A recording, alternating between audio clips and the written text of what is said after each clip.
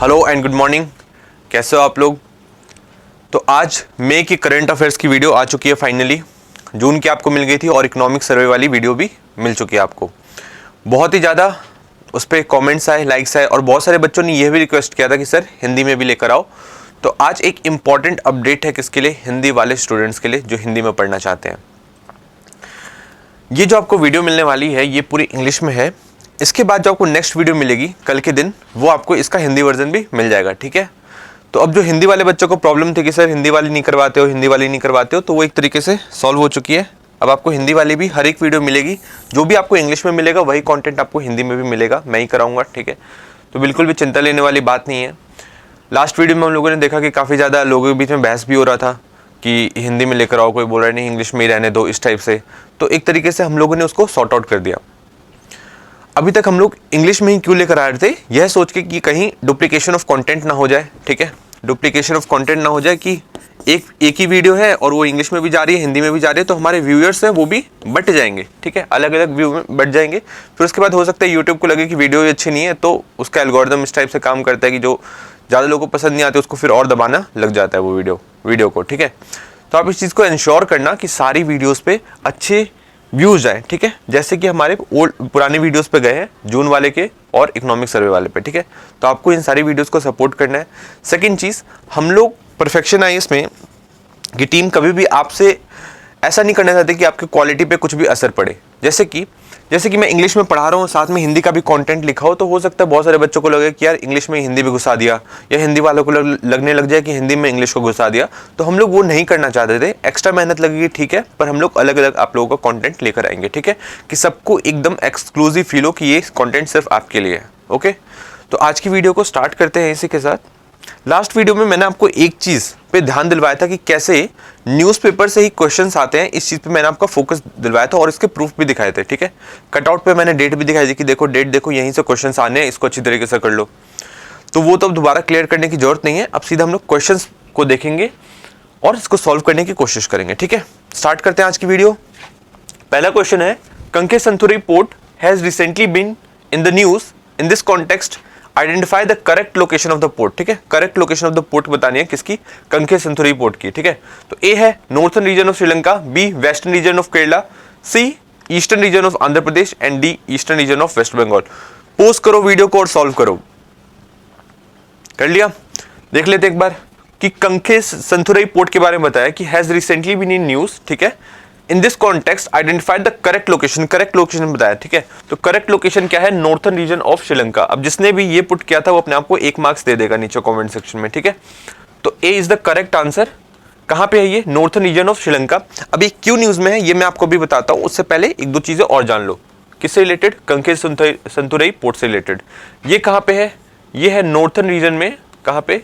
Northern reason में। कहां पे? श्रीलंका में। श्रीलंका के कहां पे? नॉर्थर्न रीजन कहां पे? जाफना में। ये चीज आपको ध्यान रखना है, कहां पे है? जाफना में। अब कंके संथुरई पोर्ट से ही एक फेरी सर्विसेज स्टार्ट हुई है। कहां के लिए? तमिलनाडु के नागापट्टिनम के लिए। तो ये आपको ध्यान रखना है। क्वेश्चन आएगा कि अभी फेरी सर्विसेज किस किस कंट्री के बीच में स्टार्ट हुई है? तो श्रीलंका और इंडिया के बीच में स्टार्ट हुई है। कहां से कहां तक? कंके संथुरई पोर्ट से लेके नागापट्टिनम तक। कहां के? तमिलनाडु के, ठीक है।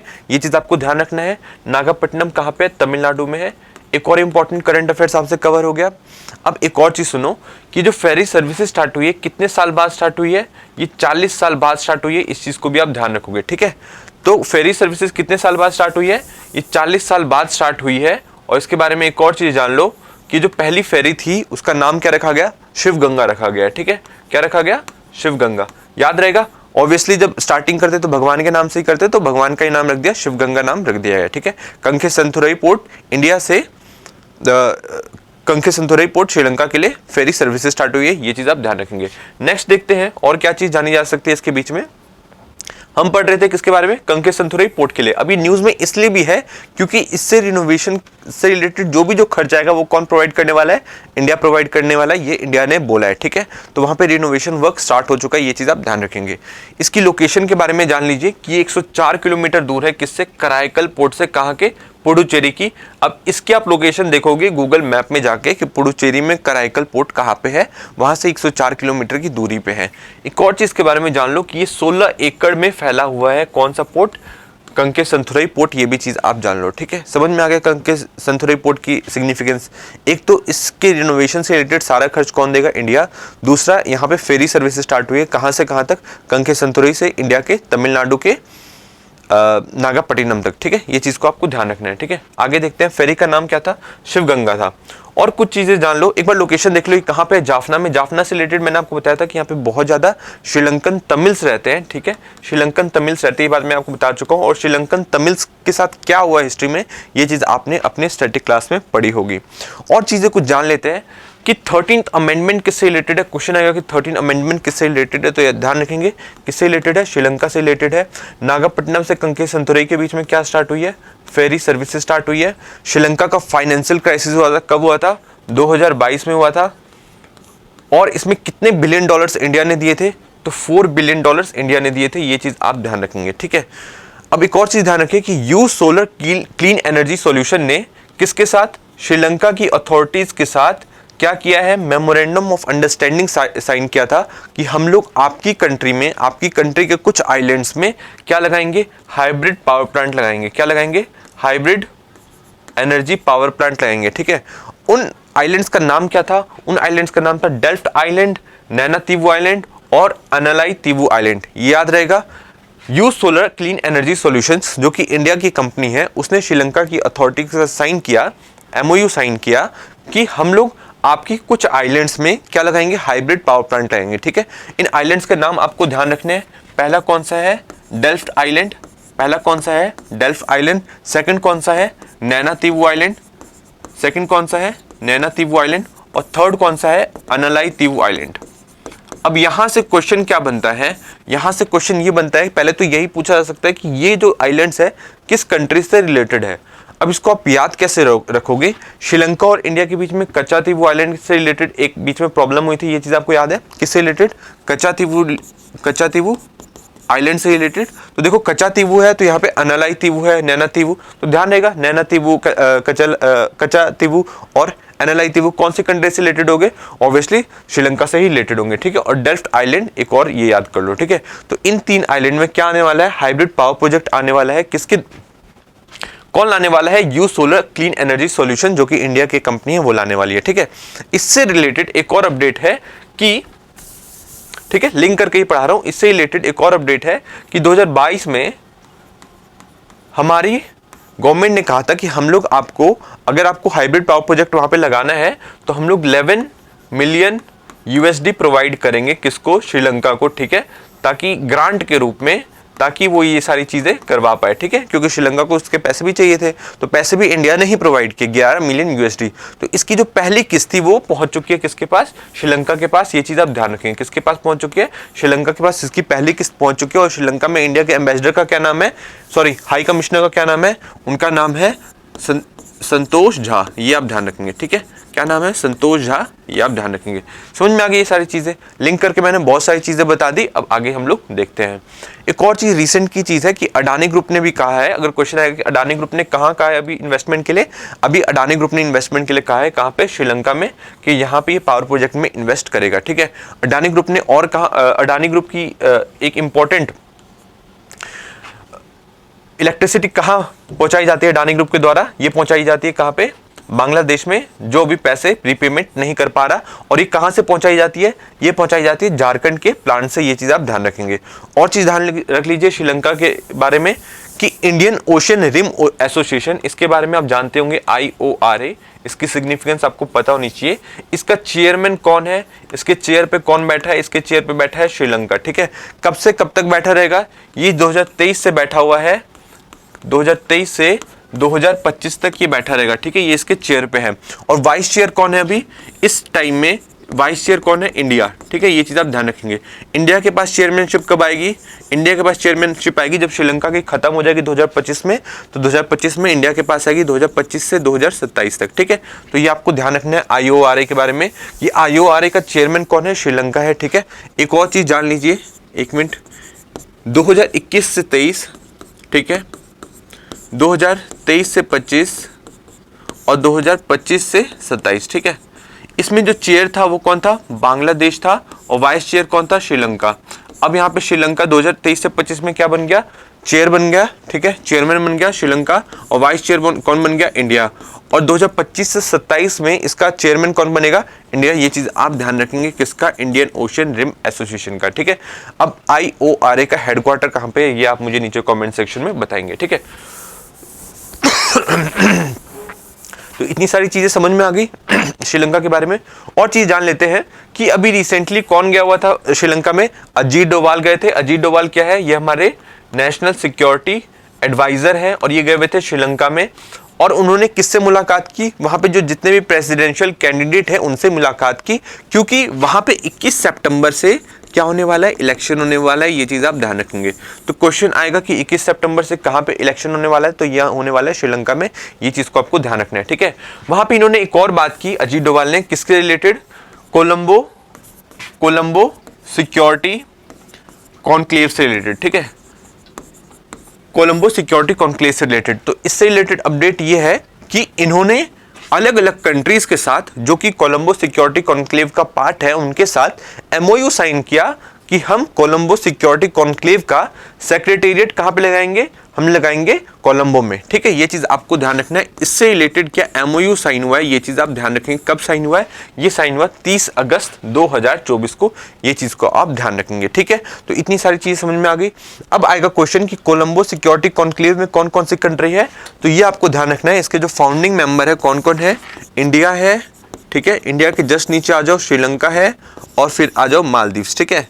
फिर इसमें एक चौथा मेंबर ऐड हुआ, उसका नाम क्या था, उसका नाम था मॉरिशस। ये चीज आप ध्यान रखेंगे, मॉरिशस ऐड हुआ, ये चौथा नंबर।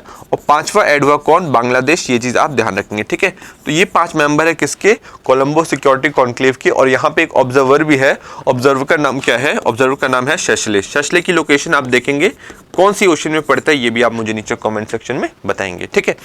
तो क्वेश्चन हो सकता है आई कि चौथा मेंबर कौन था, तो मॉरिशस था। ये चीज को आपको ध्यान रखना है, ठीक है। कोलंबो सिक्योरिटी कॉन्क्लेव का सेक्रेटेरिएट कहां पे होने वाला है, ये होने वाला है श्रीलंका में, कोलंबो में।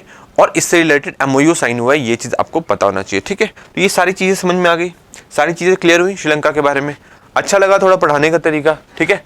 इसी तरीके से हम लोग आगे की क्लासेस भी कवर करेंगे। और देखते हैं हम लोग, ये चीजें अगर आपको याद नहीं हो रही तो दोबारा वीडियो को देखोगे तो याद हो जाएंगी, ठीक है। तो एक बार थोड़ी सी लोकेशन समझ लो। ये हो गया डेल्फ्ट आइलैंड, यहाँ पे और नैना तीवु, कच्चा तीवु आइलैंड भी इधर ही है। और देख लीजिए यहाँ पे धनुषकोडी हो गया, ये रामेश्वरम हो गया। थोड़ा सा ऑब्जर्व करना सीखो चीजों को, ठीक है। ये जाफना वाला एरिया मैंने क्या बताया था कि यहीं पे क्या है, यहीं पे है, उस पोर्ट का नाम मैंने आपको बताया था ना, कंकेसंथुरई पोर्ट है ना।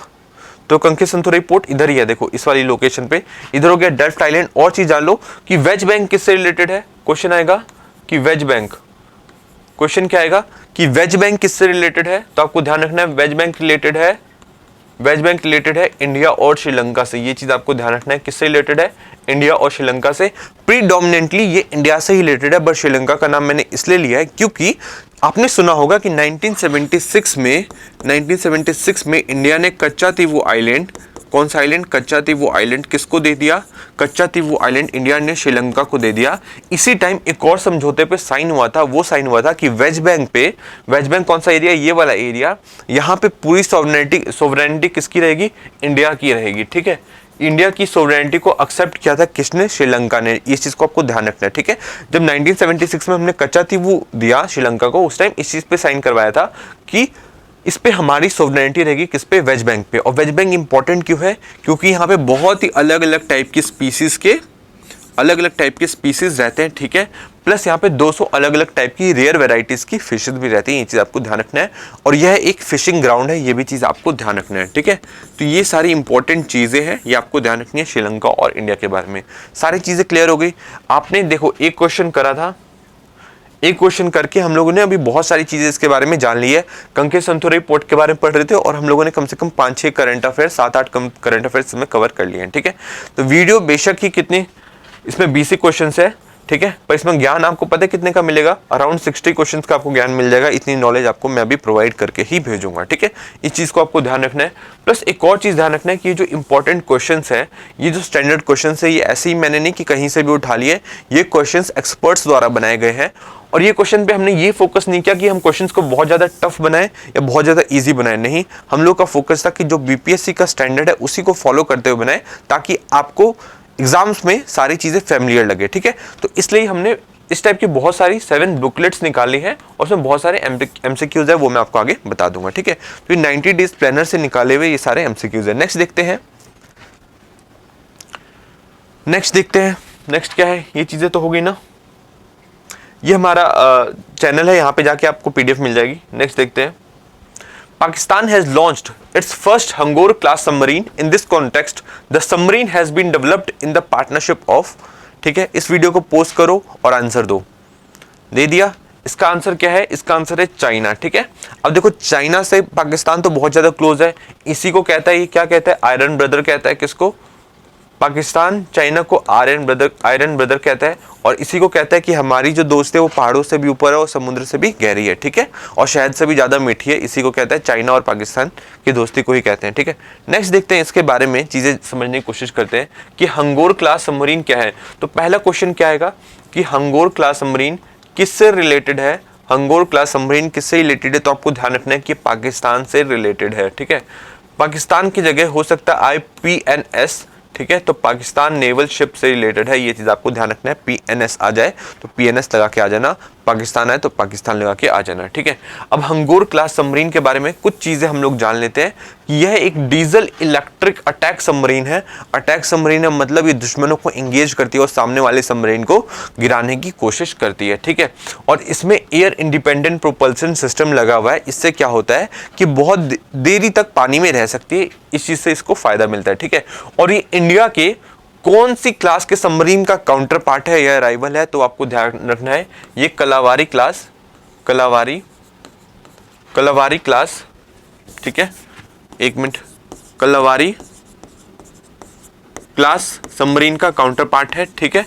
और पाकिस्तान के पास क्या आ गया है, हंगोर को किसने दिया है, चाइना ने दिया है, ठीक है। चाइना ने इसको क्या किया है, एक्सपोर्ट किया है। और कौन सा वेरिएंट एक्सपोर्ट किया है ये मैं आपको नीचे कमेंट सेक्शन में बताऊंगा, ठीक है। तो कलावारी क्लास सबमरीन हमारे पास कितनी है, ये चीज आपको ध्यान रखनी है। अभी हमारे पास है 6 है और 2030 तक कितनी हो जाएगी, 2030 तक हमारे पास इसमें हो जाएगी 3 और ऐड हो जाएगी और 9 हो जाएगी, ये चीज आपको ध्यान रखना है, ठीक है। हंगोर क्लास सबमरीन जो है ये पहली आई है किसके पास, पाकिस्तान के पास। और 2028 तक इसके पास 7 और आ जाएगी और ये टोटल 8 हो जाएंगी, ये चीज आपको ध्यान रखना है, ठीक है। तो समझ में आई चीजें। हमारे पास अभी 6 है कलावारी क्लास और बाद में 9 हो जाएगी। और हंगोर क्लास कितनी है पाकिस्तान के पास, अभी 1 ही है और 8 और आ जाएगी 2028 तक, ये चीजों को आपको ध्यान रखना है, ठीक है। नेक्स्ट एक और चीज हम लोग देख लेते हैं, क्या है, ये चीज हमने पढ़ ली। नेक्स्ट देखते हैं कुछ चीजें इसके बारे में कि अगर पूछे कि बड़ा कौन सा है साइज में कौन सा बड़ा है, कलावारी क्लास सबमरीन बड़ा है कि हंगोर क्लास सबमरीन बड़ा है, तो आपको ध्यान रखना है कि हंगोर क्लास सबमरीन बड़ा है किसमें, साइज में, ठीक है। हंगोर क्लास सबमरीन बड़ा है किसमें, साइज में। और इसके बारे में आप एक चीज जान लो कि साइज में बड़ा होने की वजह से इसकी जो मैनोवरेबिलिटी है, ठीक है, ये मैनोवर अच्छे से नहीं कर पाता, मतलब अच्छी तरीके से मुड़ नहीं पाता और हो सकता है इसकी स्पीड भी थोड़ी सी कम हो जाए, ठीक है। ये चीज आपको ध्यान रखना है। और इसके बारे में क्या ध्यान रखना है हंगोर क्लास सबमरीन के बारे में कि इसका डिस्प्लेसमेंट वेट कितना है। इसका जो डिस्प्लेसमेंट वेट है 2800 टन का इसका डिस्प्लेसमेंट वेट है हंगोर क्लास सबमरीन का। और कलावारी क्लास सबमरीन का कितना है, 1775 डिस्प्लेसमेंट वेट है, ठीक है। तो 1775 टन का डिस्प्लेसमेंट वेट है किसका, कलावारी क्लास सबमरीन का, ये चीज आपको ध्यान रखना है, ठीक है। मतलब डिस्प्लेसमेंट वेट में भी कम है, साइज में भी कम है, ये चीज आपको ध्यान रखना है, ठीक है। आगे और चीजें जान लेते हैं इसके बारे में। हमने सबमरीन के बारे में पढ़ लिया और देखते हैं और कुछ बचा हुआ है क्या।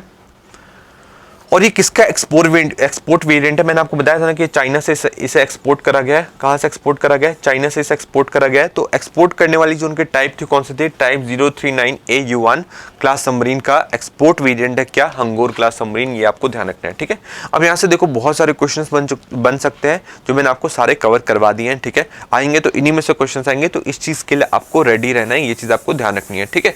एक और चीज जान लो कि अभी रिसेंटली हम लोगों ने क्या अनवील किया है, हम लोगों ने INS अरिघाट अनवील किया है। ठीक है, INS अरिघाट क्या है, ये न्यूक्लियर पावर सबमरीन है, ये चीज आपको ध्यान रखना है। वो देखो डीजल इलेक्ट्रिक सबमरीन थी ना, डीजल इलेक्ट्रिक अटैक सबमरीन।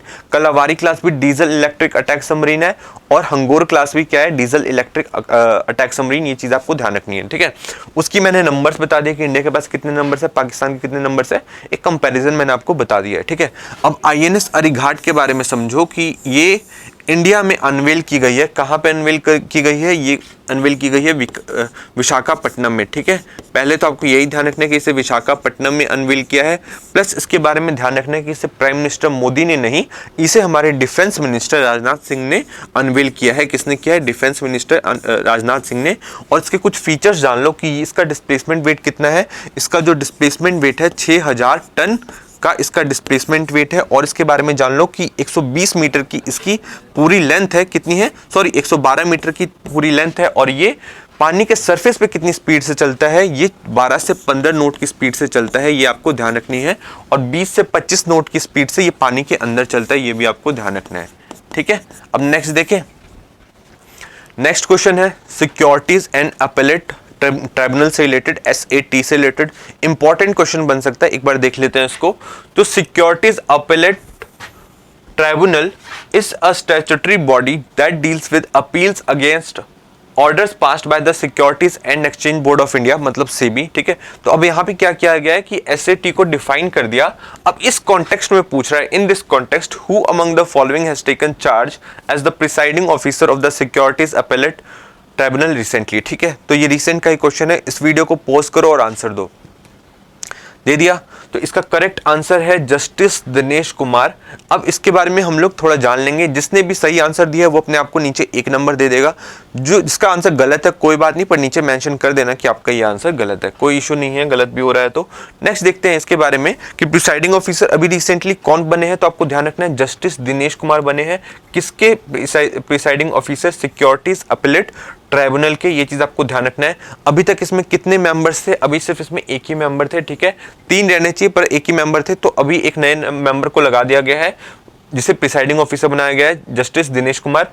और ये फॉर्मर चीफ जस्टिस रहे हैं, किसके, फॉर्मर चीफ जस्टिस रहे हैं किसके, कर्नाटका हाईकोर्ट के। ये चीज आपको ध्यान रखना है। ठीक है, और वहां पे एक टेक्निकल ऑफिसर की भी नियुक्ति हुई है, उनका नाम क्या है, धीरज भटनागर। और ये क्या रहे हैं, IRS ऑफिसर रहे हैं, कहां पे, दिल्ली में चीफ कमिश्नर रहे हैं। ये चीज आपको ध्यान रखना है। ठीक है, presiding officer justice Dinesh Kumar किसको हटा के बने हैं, ये अगर क्वेश्चन पूछ ले तो आपको ध्यान रखना है तरुण अग्रवाल को हटा के कौन बनाया गया है, दिनेश कुमार। ठीक है, मतलब तरुण अग्रवाल को हटा के नहीं, तरुण अग्रवाल का रिटायरमेंट हो गया था तो अब उनकी जगह किसे बनाया गया है, जस्टिस दिनेश कुमार को। ये चीज आपको ध्यान रखना है। ठीक है, और चीजें SAT के बारे में हम लोग जानेंगे। SAT क्या है उसके बारे में हम लोग जान लेते हैं। तो SAT एक स्टैट्यूटरी बॉडी है। ठीक है, जैसे सेबी एक स्टैट्यूटरी बॉडी है, तो आपको लगे नहीं सेबी तो स्टैट्यूटरी बॉडी है तो SAT स्टैट्यूटरी बॉडी नहीं होगी, तो नहीं, SAT भी एक स्टैट्यूटरी बॉडी है। ठीक है, SAT भी एक स्टैट्यूटरी बॉडी है। और इसके बारे में जान लो कि ये 3 मेंबर की बॉडी है। कितने मेंबर की, ये 3 मेंबर की बॉडी है। और उसमें एक प्रिसाइडिंग ऑफिसर रहता है और एक टेक्निकल ऑफिसर रहता है। और इन दोनों की जो नियुक्ति हुई है, इनके नाम मैंने आपको बता दिए, नाम इंपॉर्टेंट है, नाम याद कर लेना। और SAT के बारे में हम लोग कुछ जानेंगे, आगे जानते हैं। पहले एक बार सेबी के बारे में जान लेंगे, फिर एक बार हम लोग फिर से SAT पे आएंगे। तो सेबी के बारे में मैंने आपको बताया था कि सेबी का गठन कब हुआ था। इनका गठन हुआ था 1988 में। कब हुआ था, 1988 में। उस टाइम ये स्टैट्यूटरी बॉडी थी क्या, उस टाइम ये स्टैट्यूटरी बॉडी नहीं थी, ये चीज आपको ध्यान रखना है। फिर वहां पे कुछ गलत काम हुए, मतलब हर्षद मेहता स्कैम हुआ, उसके बाद 1992 में इसे स्टैट्यूटरी बॉडी बना दिया गया। ये चीज आपको ध्यान रखना है। ठीक है, अब स्टैट्यूटरी इसको बना दिया गया तो अब इसके पास ज्यादा पावर है, ये भी चीज आपको ध्यान रखनी है। अब क्या हुआ, जब स्टैट्यूटरी बॉडी बन गई तो अब ये सेबी क्या बन चुकी है, ये बन चुकी है quasi legislative body, quasi legislative body, quasi executive body और क्वासी जुडिशियल बॉडी। ये आपको ध्यान रखना है। ठीक है, क्वासी लेजिस्लेटिव बॉडी मतलब ये कुछ लेजिस्लेशन भी कर सकती है, कुछ कानून भी बना सकती है छोटे मोटे। ठीक है, तो क्वासी लेजिस्लेटिव बॉडी बन गई, क्वासी लेजिस्लेटिव बॉडी बन गई। और क्वासी एग्जीक्यूटिव बॉडी मतलब ये एग्जीक्यूट भी करवा सकती है। क्वासी जुडिशियल बॉडी मतलब ये जुडिशरी की तरह भी काम कर सकती है कुछ केसेस में, ये आपको ध्यान रखना है। ठीक है, अब आप सोचोगे इसके पास इतनी सारी पावर आ गई तो इसके बाद कोई इशू भी क्रिएट हो सकता है। ठीक है, तो उस इशू को रिजॉल्व करने के लिए किसके पास जाया जाता है, अगर अगर इसका कोई भी फैसला आता है, समझ लीजिए कि कोई केस गया इसके पास और इसका कुछ फैसला आता है, ठीक है, अगर आपको पसंद नहीं आता है तो आप कहाँ जाओगे, सिक्योरिटीज अपीलेट ट्रिब्यूनल में जाओगे, ठीक है, इसके बारे में मैंने बता दिया आपको। और ये कब जा सकते हो, 45 डेज के अंदर ही जाओगे, जब फैसला आ जाएगा उसके 45 डेज के अंदर आपको सिक्योरिटीज अपीलेट ट्रिब्यूनल में जाना होगा, ठीक है। यहाँ पे कौन बैठे मिलेंगे, यहाँ पे प्रिसाइडिंग ऑफिसर दिनेश कुमार बैठे मिलेंगे और यहाँ पे आपको अपनी शिकायत देनी है। उसके बाद अगर आपको इनके भी फैसले से आप असंतुष्ट होते हैं तो आपको 60 दिन के भीतर कहाँ जाना पड़ेगा, हाई कोर्ट नहीं सुप्रीम कोर्ट जाना पड़ेगा। ये चीज आपको ध्यान रखना है, ठीक है। समझ में आ गई इतनी सारी चीजें, ये कनेक्शन बना के पढ़ना होगा तभी चीजें याद रहेंगी, नहीं तो चीजें याद नहीं रहेंगी। इस चीज को आप ध्यान रखना है, ठीक है। और एक और चीज जान लो सेबी के बारे में, ये मैंने इतना बता दिया। सेबी की अभी चेयरपर्सन बहुत ही ज्यादा न्यूज में थी, उनका नाम क्या है, माधवीपुरी बुच है, ठीक है, माधवीपुरी बुच है, ठीक है। इनके खिलाफ जो आरोप लगा रहा था वो कंपनी कौन सी थी, वो कंपनी थी हिंडनबर्ग, ठीक है, हिंडनबर्ग थी। हिंडनबर्ग के बारे में बताया था कि ये कैसे पैसे कमाती है, ये शॉर्ट सेलिंग करके पैसे कमाती है, ठीक है। शॉर्ट सेलिंग क्या होता है कि जैसे इन्वेस्टर्स के शेयर्स के पैसे जैसे ऊपर जाते हैं तो कुछ लोगों की कमाई होती है, तो पर कुछ लोगों की कमाई कब होती है, जब शेयर्स के पैसे नीचे जाते हैं, ठीक है, शॉर्ट सेलिंग करके। ये पूरा एक अलग ही कॉन्सेप्ट है, आप इससे रिलेटेड कोई वीडियो हो तो आप देख सकते हो, तो ज़्यादा अच्छे से समझ में आ जाएगी। अभी मैंने आपको ब्रीफ में बता दिया है कि जब शेयर्स के पैसे नीचे जाते हैं तो शॉर्ट सेलिंग में कुछ लोगों की कमाई होती है, तो उनमें से कौन है, हिंडनबर्ग नाम की भी कंपनी है, ठीक है। इसने आरोप किस पे लगाए, माधवीपुरी बुच पे लगाए, ये चीज आपको ध्यान रखना है, ठीक है। माधवीपुरी बुच क्या है, ये सेबी की चेयरपर्सन है और सेबी के कितने मेंबर्स हो सकते हैं, टोटल 9 मेंबर्स हो सकते हैं। उसमें से तो एक तो चेयरपर्सन होगा जिसको कौन नियुक्त करता है, जिसे गवर्नमेंट ऑफ इंडिया नियुक्त करती है, और 8 पर्सन और होंगे, ये भी चीज आपको ध्यान रहना चाहिए, ठीक है। और क्या बताया था मैंने आपको कि सेबी आई 1988 में, तो उससे पहले क्या सिक्योरिटीज वाला कुछ भी काम नहीं होता था, तो जी होता था। उसे कौन हैंडल करता था, उसे हैंडल करता था कंट्रोलर ऑफ कैपिटल इश्यूज, ठीक है, ये चीज आपको ध्यान रखना है। और ये कौन से एक्ट के तहत करता था, ये करता था capital issues act, capital issues act 1947 के तहत, ठीक है। अब ये वाला क्वेश्चन नहीं आया तो हो सकता है अब ये क्वेश्चन आ जाए, ठीक है, क्योंकि क्वेश्चंस पहले बहुत सारे सेबी से रिलेटेड आ चुके हैं। हम धीरे धीरे करके लेवल को बढ़ाया जाएगा, तो आप हर चीज के लिए पहले से ही रेडी रहो, ये चीज मैंने आपको बता दिया, ठीक है। सेबी के बारे में और तो कुछ बचा नहीं, सेबी के बारे में सारी चीजें क्लियर हो चुकी हैं। और यहाँ पे देख लो सिक्योरिटीज अपीलेट ट्रिब्यूनल के बारे में बता दिया मैंने, ठीक है। कुछ भी प्रॉब्लम होगी सेबी के फैसले से तो आपको कहाँ जाना है, एसएटी में जाना है, कितने दिन के भीतर, 45 डेज के भीतर। और अगर यहाँ से भी संतुष्ट आप नहीं है तो 60 दिन के भीतर कहाँ जाना पड़ेगा, हाई कोर्ट नहीं सुप्रीम कोर्ट, ये चीज आपको ध्यान रखना है, ठीक है। और सेबी का मेन काम क्या है, सेबी का मेन काम है जो भी सिक्योरिटीज, बॉन्ड्स, डिबेंचर्स, इन सबसे रिलेटेड शेयर जो भी चीजें है ना, तो सारी कौन हैंडल करती है, वो सारी कौन करती है, सेबी हैंडल करती है, ये चीज आपको ध्यान रखना है, ठीक है। नेक्स्ट देखते हैं, नेक्स्ट क्वेश्चन क्या है, नेक्स्ट क्वेश्चन देखते हैं। International labour day is celebrated on 1 May 2024 in this context consider the following statement regarding it, ठीक है। अब इसने इंटरनेशनल लेबर डे को पहले तो एक्सप्लेन कर दिया, ठीक है, ब्रीफली एक्सप्लेन कर दिया कि सेलिब्रेट कब किया जाता है, 1 मई 2024 को, ठीक है। In this context consider the following question. अब इस वीडियो को पॉज करो और इसका आंसर दो।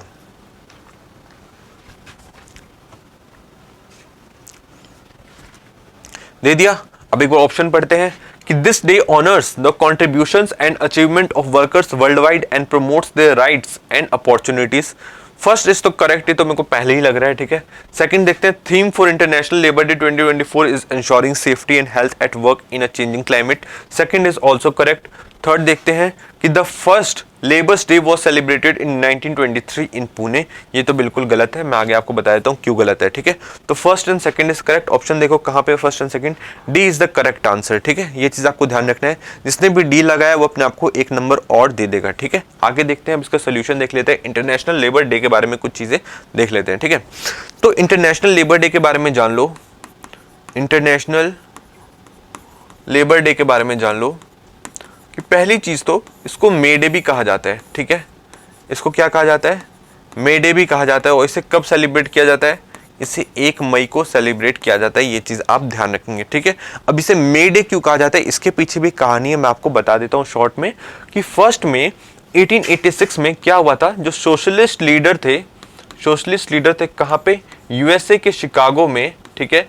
वो लोग जमा हुए और वर्कर्स जमा हुए और उन्होंने एक तरीके का स्ट्राइक कर दिया कि अब हम लोगों को क्या चाहिए, हम लोगों को चाहिए 8 आवर्स वर्किंग डे, ठीक है। हम लोग को अभी भी 8 आवर्स वर्किंग डे नहीं है, ठीक है। बहुत सारे एम्प्लॉयज है जो 12 घंटे 13 घंटे काम करते रहते हैं लगातार, ठीक है। एम्प्लॉयर्स को खुश करने में लगे रहते हैं, मेहनत करते रहते हैं। और ये कब की बात हो रही है? ये 1886 की बात हो रही है, मतलब आज से 150 साल पहले ये सारी चीजें चल रही थी, ठीक है। तो फर्स्ट में 1886 हो गया। नेक्स्ट चीज आप ध्यान रखेंगे 1889 से 1891 के बीच में क्या हुआ। जब 1886 में ये सारी चीजें चल रही थी तो उसी टाइम बॉम्ब ब्लास्ट हो गया, ठीक है। बॉम्ब ब्लास्ट हो गया तो कई सारे जो वर्कर्स थे मारे गए। तो इसी को सेलिब्रेट करने के लिए 1889 से 1891 के बीच में लोगों ने सोचा, जो लीडर्स ने सोचा कि अब हम लोग हर साल ये चीजें मनाएंगे। इसे किस नाम से मनाएंगे? इसे मे डे के नाम से बनाएंगे, ठीक है। मतलब इंटरनेशनल लेबर डे के नाम से मनाया जाएगा 1 मई को, ठीक है। ये 1889 से 1891 के बीच में सोचा गया और इसके बाद फास्ट फॉरवर्ड होके सारी चीजें आ जाती है 1923 में। जब 1923 में 1 मई 1923 को पहली बार इंडिया में कहां पे? चेन्नई में किसके द्वारा? लेबर किसान पार्टी ऑफ हिंदुस्तान द्वारा, जिसको लेड किया था किसने? सिंगरावेलर ने। उन्होंने क्या किया? उन्होंने इंटरनेशनल लेबर डे को, मे डे को सेलिब्रेट किया। कहाँ करा गया? चेन्नई में करा गया, ठीक है। तो ये चीज आपको ध्यान रखना है, इसकी पूरी सिग्निफिकेंस आपको पता होनी चाहिए, ठीक है। इंटरनेशनल लेबर ऑर्गेनाइजेशन का हेडक्वार्टर कहाँ पे है, उसे कब सेटअप करा गया था, ये भी चीज आप मुझे नीचे कमेंट सेक्शन में बताएंगे, ठीक है। तो थर्ड गलत हो गया ना। फर्स्ट लेबर डे कहाँ पे सेलिब्रेट किया गया था? चेन्नई में सेलिब्रेट किया गया था। किसके द्वारा किया गया था? लेबर किसान पार्टी ऑफ हिंदुस्तान द्वारा किया गया था, जिसको लेड किसने किया था? सिंगरावेलर ने। ये चीज आपको ध्यान रखना है, ठीक है। तो ये कब बात कर रहे थे? 8 घंटे पर डे की बात काम करने की 1886 में बात कर रहे थे, ठीक है, जो अभी भी पूरी नहीं हो चुकी है, ठीक है। फिफ्थ देखते हैं, India has recently reduced windfall tax on petroleum crude. In this context identify which of the following statement correctly describe windfall tax, ठीक है। विंडफॉल टैक्स बहुत ज्यादा न्यूज में था पिछले साल और उससे पिछले साल 2022 में भी क्वेश्चन आने के बहुत ज्यादा चांसेस है। अब इस वीडियो को पोस्ट करेंगे और सॉल्व करेंगे, इसका आंसर क्या है नीचे कमेंट सेक्शन में बताइए। हो गया? सॉल्व करें। तो ए है, it is a tax levied against the earnings of business and corporations. Second, tax levied on trading of commodity derivatives, that is futures and option. C है, a windfall tax is a higher tax rate on sudden big profit levied on a particular company or industry. और fourth है, tax levied on purchase and sale of security. So the correct answer is C. A windfall tax is higher tax rate on sudden big profit levied on a particular company or industry. ठीक है, तो अब आपको ध्यान रखना है windfall tax क्या है। इसके बारे में आपको थोड़ा सा बता देता हूँ विंडफॉल टैक्स के बारे में, कि विंडफॉल टैक्स कब लगाया जाता है? जब एक्सेप्शनल सिचुएशंस हो जाती है, ठीक है। मतलब ऐसी सिचुएशन होती है जिसका किसी को अंदाजा भी नहीं था, एक्सेप्शनल सिचुएशन हो जाती है, ठीक है। और ये अनप्रेसिडेंटेड सिचुएशंस आती हैं, ठीक है। अनप्रेसिडेंटेड मतलब मैं आपको एक बार क्लियर कर देता हूँ क्या चीज़ें हैं। फॉर एग्जाम्पल, हम लोग 85% ऑयल कहाँ से मंगवाते हैं? बाहर से, इंडिया में इंपोर्ट करते हैं, ठीक है। पर कुछ परसेंट हम लोग खुद भी प्रोड्यूस करते हैं। उसमें भी एक कंपनी है रिलायंस की, ठीक है, मुकेश अंबानी जी की, वो सबसे ज़्यादा प्रोड्यूस करती है। तो जब रशिया वाला सिचुएशन हुआ, रशिया और यूक्रेन का युद्ध स्टार्ट हो गया एकदम से 2022 में, तो इसमें एकदम से जो ऑयल के प्राइसेस थे वो काफ़ी ज़्यादा अप चले गए। अब इससे मुकेश अंबानी की कंपनी को बहुत ही ज़्यादा फायदा होने लग गया। तो गवर्नमेंट ने क्या करा कि हम आप पे विंडफॉल टैक्स लगाते हैं, क्योंकि ये आपकी मेहनत की कमाई नहीं है, ये तो बाहर से कुछ ऐसी सिचुएशन बन गई, उसकी वजह से आपको फायदा होने लग गया है। पर ये आपकी स्ट्रेटेजी की वजह से तो नहीं है ना। ऐसा तो नहीं कि आपने कुछ सोचा था कि हाँ ऐसा होगा तो वैसा होगा तो हम लोग बहुत पैसे कमा लेंगे। आपकी कुछ स्ट्रेटेजी है या आपकी कंपनी कुछ एक्स्ट्रा काम करिए, बिल्कुल भी नहीं। ये आपके बिना मेहनत के पैसे हैं। ये सिर्फ ऐसे है कि अब बाहर कुछ ऐसी सिचुएशन बन गई तो आपको फायदा होने लग गया, ठीक है। आपको होना, इसका फायदा नहीं होना चाहिए था, तो इसलिए हम क्या लगाते हैं? आप पे विंडफॉल टैक्स लगाते हैं, ठीक है। तो विंडफॉल टैक्स के बारे में समझ में आ गया। ये कब लगता है? जब अनप्रेसिडेंटेड सिचुएशंस की वजह से क्या होने लग जाए? प्रॉफिट होने लग जाए, ठीक है। किसकी वजह से? Unprecedented situation. ये कीवर्ड याद कर लो, यही कीवर्ड आएगा। ये कीवर्ड आप देखेंगे तो सीधा टिक मार लेंगे, ठीक है। समझ में आ गया। और देख लेते हैं इसके बारे में। हम लोग विंडफॉल टैक्स लगाते हैं और क्या नाम से लगाते हैं? हम लोग लगाते हैं स्पेशल एडिशनल एक्साइज ड्यूटी के नाम से हमने लगा दिया। और पहली बार कब लगाया था विंडफॉल टैक्स? इंडिया ने पहली बार लगाया था 2022 में, 1 जुलाई 2022 को। ये चीज आपको ध्यान रखना है, 1 जुलाई 2022 को हम लोगों ने विंडफॉल टैक्स लगा दिया था, ठीक है। प्राइमरली किसके ऊपर लगाया था? ऑयल के ऊपर लगाया था।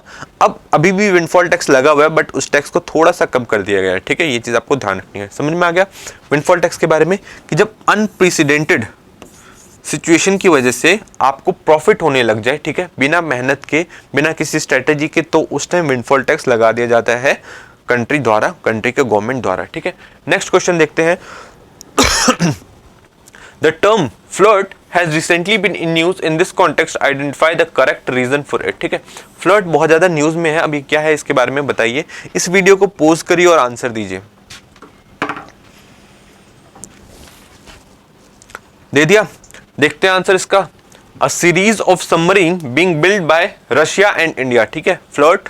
सेकंड है अ ग्रुप ऑफ न्यू कोविड-19 variant. C a lunar lander designed to land on south pole of the moon. D है a new variety of butterfly species found in Kerala. ठीक है, तो इसका करेक्ट आंसर है अ ग्रुप ऑफ न्यू कोविड-19 variant. ये आपको ध्यान रखना है। देखो, मैंने आपको लास्ट क्लास में क्या बताया था, जब मैं जून के टॉप 20 करंट अफेयर्स कर रहा था, मैंने आपको बताया था कि कुछ कुछ ऐसी जनरल स्टेटमेंट होती है जिससे आप अंदाजा लगा सकते हो। ठीक है, बट यार ऐसा जरूरी नहीं है कि आपको जनरल स्टेटमेंट मिलेगी आपके करंट अफेयर्स में। ठीक है, तो अगर आपको जनरल करंट अफेयर्स में सिचुएशन नहीं मिलेगी तो आप उस टाइम फंसोगे, क्योंकि आपको इन सारी चीज़ों के बारे में पता होना चाहिए। अब इस वर्ड को आप देखोगे तो आप समझ ही नहीं पाओगे किस चीज़ से रिलेटेड है, तो आपको चीज़ों का अंदाजा होना चाहिए, तो उसके लिए पढ़ाई तो करनी पड़ेगी। ये सोच के मत चल जाना कि ना ऐसी कुछ जनरल स्टेटमेंट मिलेगी और हम लोग टिक लगा के आ जाएंगे, ऐसा कुछ भी नहीं है। वो कुछ ही क्वेश्चंस में होता है, वहां पे आप टिक लगा सकते हो और वो एक स्मार्ट गैसिंग की तरह आप उसे यूज कर सकते हो। ठीक है, आपके आंसर्स के सही होने की प्रोबेबिलिटी को बढ़ा सकते हो, पर वो सही होगी एग्जैक्टली इसकी कोई गारंटी नहीं होती है। ठीक है, ये चीज को आपको ध्यान रखना है, क्योंकि जो एग्जामिनर है वो आपसे ज्यादा स्मार्ट है ऑब्वियसली। ठीक है, तो वो भी ये सारी चीजें समझता है कि आप क्या करने वाले हो आंसर्स में। ठीक है, तो इस चीज को आपको ध्यान रखना है। तो फ्लर्ट किससे रिलेटेड है, ये आपको पहले आपको ध्यान रखना है कि किससे रिलेटेड है। ये कोविड-19 से रिलेटेड है। ये कहाँ पे फैला प्राइमरली, ये प्राइमरली फैला है यूएसए एंड यूके में। इस चीज को आप ध्यान रखेंगे, यूएसए एंड यूके में फैला। और आपको ध्यान रखना है क्या फ्लर्ट इंडिया में फैला, तो यस, इंडिया में भी इसके कुछ केसेस आए थे। ठीक है, कुछ केसेस आए थे, पर ये उतना ज्यादा डेडली नहीं है, ये चीज आपको ध्यान रखना है। ठीक है, अब ये फ्लर्ट है क्या, ये है KP.2 और KP1.1। ठीक है, ये जो दोनों वेरिएंट है, जो सब लीनियज है, किसके सब लीनियज है, ओमिक्रॉन के JN.1 वेरिएंट के सब लीनियज है। कौन है, KP.2 एंड KP1.1। ठीक है, इसी को हम लोगों ने निकनेम दे दिया, इसे कह दिया फ्लर्ट वेरिएंट। ठीक है, तो फ्लर्ट वेरिएंट किससे मिलकर बना है, KP.2 एंड KP1.1। ये आपको ध्यान रखना है, फ्लर्ट वेरिएंट किससे मिलकर बना है, KP.2 एंड KP1.1 से रिलेटेड, ये आपको ध्यान रखना है। ठीक है, अब क्वेश्चन अगर पूछे इससे थोड़ा सा टफ बनाने की कोशिश करे तो आपसे पूछ लेगा कि KP.2 एंड KP1.1 में सबसे ज्यादा कौन सा फैल रहा है यूएसए और यूके में, तो आपको ध्यान रखना है कि KP.2 सबसे ज्यादा फैल रहा है यूएसए एंड यूके में, ये चीज आपको ध्यान रखना है। ठीक है, और ये किसके सब लीनियज है, ये है ओमिक्रॉन वेरिएंट के, ओमिक्रॉन JN.1 वेरिएंट के, ये लोग सब लीनियज है, ये आपको ध्यान रखना है। ठीक है, ये सारी चीज आपको ध्यान रखनी है। ये कोविड-19 था और तो इसमें कुछ इंपॉर्टेंट बचा नहीं है, आगे देखते हैं। नेक्स्ट क्वेश्चन क्या है, world press freedom index WPFI 2024 has been released by Paris based reporters without borders NGO। ठीक है, अब इसमें क्या किया कि वर्ल्ड प्रेस फ्रीडम इंडेक्स को एक तरीके से डिफाइन कर दिया, यहां से यहां तक तो बिल्कुल करेक्ट है। In this context which of the following is correct regarding India's ranking in the index. ठीक है, तो ABCD, India's rank is between 40 to 50, India's rank is between 120 से 130, इंडियाज रैंक इज बिटवीन 150 से 170 और इंडियाज रैंक इज बिटवीन 170 से 175। ठीक है, तो अब इस वीडियो का आप आंसर देंगे, इस क्वेश्चन का आंसर देंगे, वीडियो को पॉज करिए और आंसर दीजिए। दे दिया, अब इसका आंसर हम लोग देखते हैं। India's rank is between 40 to 50। अब एक बात सोचो, ऐसा कैसे हो सकता है, 40 से 50 के बीच में कैसे रैंक हो सकती है, आप खुद सोच के देखो। इंडिया को हमेशा क्रिटिसाइज किया जाता है कि आप में जो प्रेस फ्रीडम नहीं है, आपकी कंट्री में प्रेस फ्रीडम नहीं है, ये सब वो सब कह के जो जितनी भी डेवलप्ड कंट्रीज है, वेस्ट की कंट्रीज है, वो क्रिटिसाइज करती रहती है इंडिया को, या जो मीडिया रिपोर्ट्स अलग अलग निकाले जाते हैं उसमें क्रिटिसाइज किया जाता है इंडिया को। तो 40 से 50 के बीच में रैंक कैसे हो सकती है, ऑब्वियसली नहीं होगी। ठीक है, तो कमी होगी, तो ए ऑप्शन तो पहले ही हटा देना। जिसने भी ए टिक किया ना भाई, मतलब उसका तो मैं क्या ही बोलूं, मतलब उसकी सिचुएशन कुछ ठीक नहीं है, ये चीज आपको ध्यान रखना है। ठीक है, BCD देखते हैं, इंडियाज रैंक इज बिटवीन 120 से 130, ये भी होने के कम चांसेस है। ठीक है, और C और D में आपको टिक करना पड़ेगा, इसके लिए आपको नॉलेज होनी चाहिए, यहाँ पे आपकी गैसिंग नहीं चलेगी। तो इंडियाज रैंक इज बिटवीन 150 से 170 या इंडियाज रैंक इज बिटवीन 170 से 175, तो करेक्ट आंसर है इंडियाज रैंक इज बिटवीन 150 से 170। अब इसके बारे में कुछ चीजें जान लो। ठीक है, तो वर्ल्ड प्रेस फ्रीडम इंडेक्स के अनुसार इंडिया की रैंक कितनी है, इंडिया की रैंक 2024 में कितनी है, तो आपको ध्यान रखना है इंडिया की रैंक है 159, ठीक है 159। और इंडिया की रैंक 2023 में कितनी थी, इंडिया की 2023 में रैंक थी 161, ठीक है। मतलब 2 रैंक हम लोग ऊपर बढ़े हैं, ये चीज़ आपको ध्यान रखना है, ठीक है। अब हम लोग 2 रैंक ऊपर बढ़े इसलिए नहीं कि हम लोग के अंदर सुधार हो गया, नहीं, और जितनी भी कंट्रीज है वो लोग थोड़ा सा उनकी सिचुएशन थोड़ी गड़बड़ है, मतलब हर जगह प्रेस फ्रीडम थोड़ा सा है प्रॉब्लम में आ गया है, उसकी वजह से उन लोगों का स्कोर इतना घट गया है कि हम लोग की रैंक ऊपर होगी, ये चीज आपको ध्यान रखनी है। तो आपको ध्यान रखना है कि इंडिया का स्कोर घटा है पर रैंक बढ़ी है, ठीक है। तो क्वेश्चन आएगा या एजर्शन और रीजन में ऐसा आ गया, ठीक है, कि ना एजर्शन है ये कि हम लोग की रैंक बढ़ी है, उसका रीजन ये है कि हम लोग का स्कोर बढ़ा है। तो आपको ध्यान रखना है नहीं कि हम लोग का स्कोर घटा है और रैंक थोड़ी सी सुधरी है, ये चीज आपको ध्यान रखना है। कितनी सुधरी है, 2 पॉइंट से सुधरी है, ये चीज आपको ध्यान रखनी है, मतलब कुछ ज्यादा इंप्रूवमेंट नहीं है। तो 159 रैंक याद रहेगा किसका, वर्ल्ड प्रेस फ्रीडम इंडेक्स के अनुसार 2024 के अनुसार। और इसको कौन निकालता है, इसको निकालते हैं रिपोर्टर्स विदाउट बॉर्डर्स, ठीक है। ये कहाँ पे है ग्रुप, ये ग्रुप है, ये एनजीओ कहाँ का, फ्रांस का है, और ये 2002 से ऐसी रिपोर्ट निकाल रहा है। रैंक मैंने आपको बता दी कितनी है 159, कितनी कंट्रीज में, 180 कंट्री में, ये चीज आपको ध्यान रखनी है। स्कोर हम लोग का घट गया है, कहाँ कितना हो गया 31.28, कितना था पहले 36.62, ठीक है। मतलब स्कोर हम लोग का घट गया है, रैंक बढ़ गई है। मतलब जितनी भी कंट्रीज है वहां पे जो सिचुएशन थोड़ी गड़बड़ हुई है, ठीक है, किससे रिलेटेड, प्रेस फ्रीडम से रिलेटेड, मतलब जो कंट्रीज है वो प्रेस फ्रीडम को दबाने की कोशिश करी जा रही है इस रिपोर्ट के अनुसार, ठीक है। अब एक बार देख लेते हैं कि ये कौन कौन से कैटेगरीज बनाती है और कौन कौन से कैटेगरी के बेसिस पे ये रैंक देती है। तो ये पॉलिटिकल कॉन्टेक्स्ट में रैंक देती है, लीगल फ्रेमवर्क में देती है, इकोनॉमिक कॉन्टेक्स्ट में देती है, सोशल कल्चर कॉन्टेक्स्ट में देती है, और सिक्योरिटी के कॉन्टेक्स्ट में क्या देती है, रिपोर्ट्स निकालती है किससे रिलेटेड, प्रेस फ्रीडम से रिलेटेड, ठीक है। एक और चीज आपको ध्यान रखना है कि ये क्वालिटी ऑफ जर्नलिज्म को वैल्यू नहीं करती, ठीक है। मतलब ये इस चीज का ध्यान नहीं रखती कि क्वालिटी ऑफ जर्नलिज्म क्या है।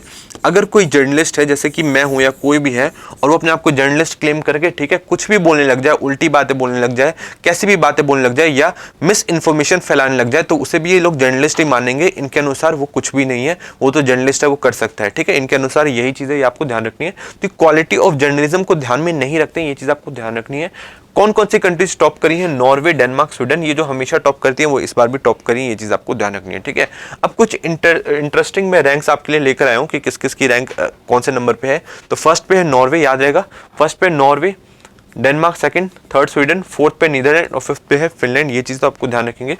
अब कुछ इंपॉर्टेंट देखिए, लास्ट कौन आया ये देखिए, लास्ट आया एरिथ्रिया, ठीक है। बहुत सारी कंट्रीज को एरिथ्रिया के बारे में पता ही नहीं होगा कि ये कहाँ पे है, ठीक है। तो एरिथ्रिया की लोकेशन देख लेना, लास्ट है एरिथ्रिया। लास्ट सेकंड पे है, 179 पोजीशन पे है, कितने नंबर के साथ, 17 पॉइंट के साथ सीरिया। और लास्ट थर्ड मतलब अफगानिस्तान क्या है, लास्ट थर्ड है। तो हो सकता है सबसे लास्ट के बारे में पूछे या अफगानिस्तान की रैंक पूछे, तो आप ध्यान रखेंगे अफगानिस्तान की रैंक है 178 और 177 किसकी रैंक है, नॉर्थ कोरिया की, ठीक है। मतलब अफगानिस्तान में सिचुएशन नॉर्थ कोरिया से भी ज्यादा बदतर है। और चीजें देख लीजिए, चाइना में रैंक कितनी है 172 और पाकिस्तान की रैंक, ठीक है, सरप्राइजिंगली इंडिया से भी अच्छी रहती है, पता नहीं कैसे। इसकी रैंक है 152 और हमारी रैंक है 159, पता नहीं ऐसा कैसे होता है, पर इनके अनुसार तो यही होता है, ये चीज आपको ध्यान रखना है, ठीक है। इनको कितने स्कोर मिले, इनको 33 स्कोर मिले हैं और 152 रैंक आई है, हमारी 159 आई है। इनकी पहले भी हमारे से अच्छी थी, अभी भी हमारे से अच्छी है, ये चीज आपको ध्यान रखनी है, ठीक है। पाकिस्तान के बारे में पता चल गया। और देखते हैं कुछ इंपॉर्टेंट चीजें, बस उतना ही है, ये चीज आपको ध्यान रखना है। एक और चीज आपको ध्यान रखना है, किसके बारे में, वर्ल्ड प्रेस फ्रीडम इंडेक्स के बारे में, ठीक है। वर्ल्ड प्रेस फ्रीडम इंडेक्स के बारे में एक और चीज आप ध्यान रख लो कि इन्होंने कहा है, इनके अनुसार एनवायरमेंट से रिलेटेड जो भी रिपोर्टर्स हैं, जो इन सारी चीजों को रिपोर्ट करते हैं, इनके खिलाफ वायलेंस बहुत ज्यादा बढ़ गया है। और पिछले 15 साल में टोटल 44 रिपोर्टर मारे गए हैं, ये चीज आपको ध्यान रखना है, ठीक है। इंडिया के बारे में इसने क्या कहा, इंडिया को भी क्रिटिसाइज किया और ये कहा कि जनवरी से लेकर अभी तक आप लोगों ने 9 जर्नलिस्ट को जेल में डाला है, डिटेन किया है, जेल में नहीं डाला है, डिटेन किया है। कितनों को, 9 जर्नलिस्ट को डिटेन किया है और 1 मीडिया वर्कर को भी डिटेन किया। मतलब टोटल 10 के बेसिस पे इन लोगों ने हमारी रैंक कहां पे डाल दी, 159, पाकिस्तान से भी पीछे डाल दी। पाकिस्तान के बारे में आपको एक चीज पता होगी कि वहां की आर्मी ने अभी जस्ट कुछ दिन पहले वहां के एक रिपोर्टर को, जो कि भाग के दूसरे कंट्री में चला गया था, वहां जाके मरवा दिया, ठीक है। तो वो लोग इस टाइप का काम करते रहते हैं और इनके अनुसार हम लोग के यहाँ पे प्रेस फ्रीडम नहीं है, ठीक है। जहां पे हर एक गली गली में आपको दिखेगा, यूट्यूब वाला बंदा दिखेगा, वो अपनी न्यूज निकाल रहा होगा, वहां पे ये कह रहे हैं कि प्रेस फ्रीडम है ही नहीं। नेक्स्ट देखते हैं UNESCO Guillermo Cano Prize recognizes individuals who have made exceptional contribution to the defense and promotion of press freedom। ठीक है, अब फिर से इसमें इस प्राइज को यूनेस्को गिलेर्मो कैनो प्राइज को डिफाइन कर दिया। In this context UNESCO Guillermo Cano prize 2024 awarded to, किसको अवार्ड किया गया है? A Palestinian journalist covering the crisis in Gaza, B है जमाल अहमद खशोगी। ठीक है, ये किसके बीच में इशू बना था? ये जो रिपोर्टर थे किसके बीच में इशू बने थे? ठीक है, ये आपको बताना कौन कौन से कंट्री के बीच में। रानिया हरोन, ठीक है, रानिया हरोन और प्रेम प्रकाश, तो इनमें से किसको अवार्ड मिला है? किसका? यूनेस्को गिलेर्मो कैनो प्राइज किसको मिला है? तो ये आपको ध्यान रखेंगे। ठीक है, सॉल्व करिए। कर लिया? तो इसका करेक्ट आंसर है ए पैलेस्टीनियन जर्नलिस्ट को मिला है जो कि क्राइसिस को कवर कर रहा था गाजा में। ठीक है, अब इस अवार्ड के बारे में जान लेते हैं। यार कुछ चीजें आपको ना पढ़नी ही पड़ेगी, याद करनी पड़ेगी। जनरल स्टेटमेंट पे आप विश्वास नहीं कर सकते। ठीक है, तो इस प्राइज की स्थापना कब हुई थी? 1997 में। एक चीज तो आप ये ध्यान रख लो, और ये सिर्फ पर्सन्स को ही नहीं, ये ऑर्गेनाइजेशन और इंस्टीट्यूशंस को भी क्या करता है? अवार्ड्स देता है। ये चीज आपको ध्यान रखना है। ठीक है, अब आप मुझे बताएंगे वर्ल्ड प्रेस फ्रीडम डे हम लोग कब मनाते हैं? ये चीज आप मुझे नीचे कमेंट सेक्शन में बताएंगे। नेक्स्ट क्वेश्चन देखते हैं।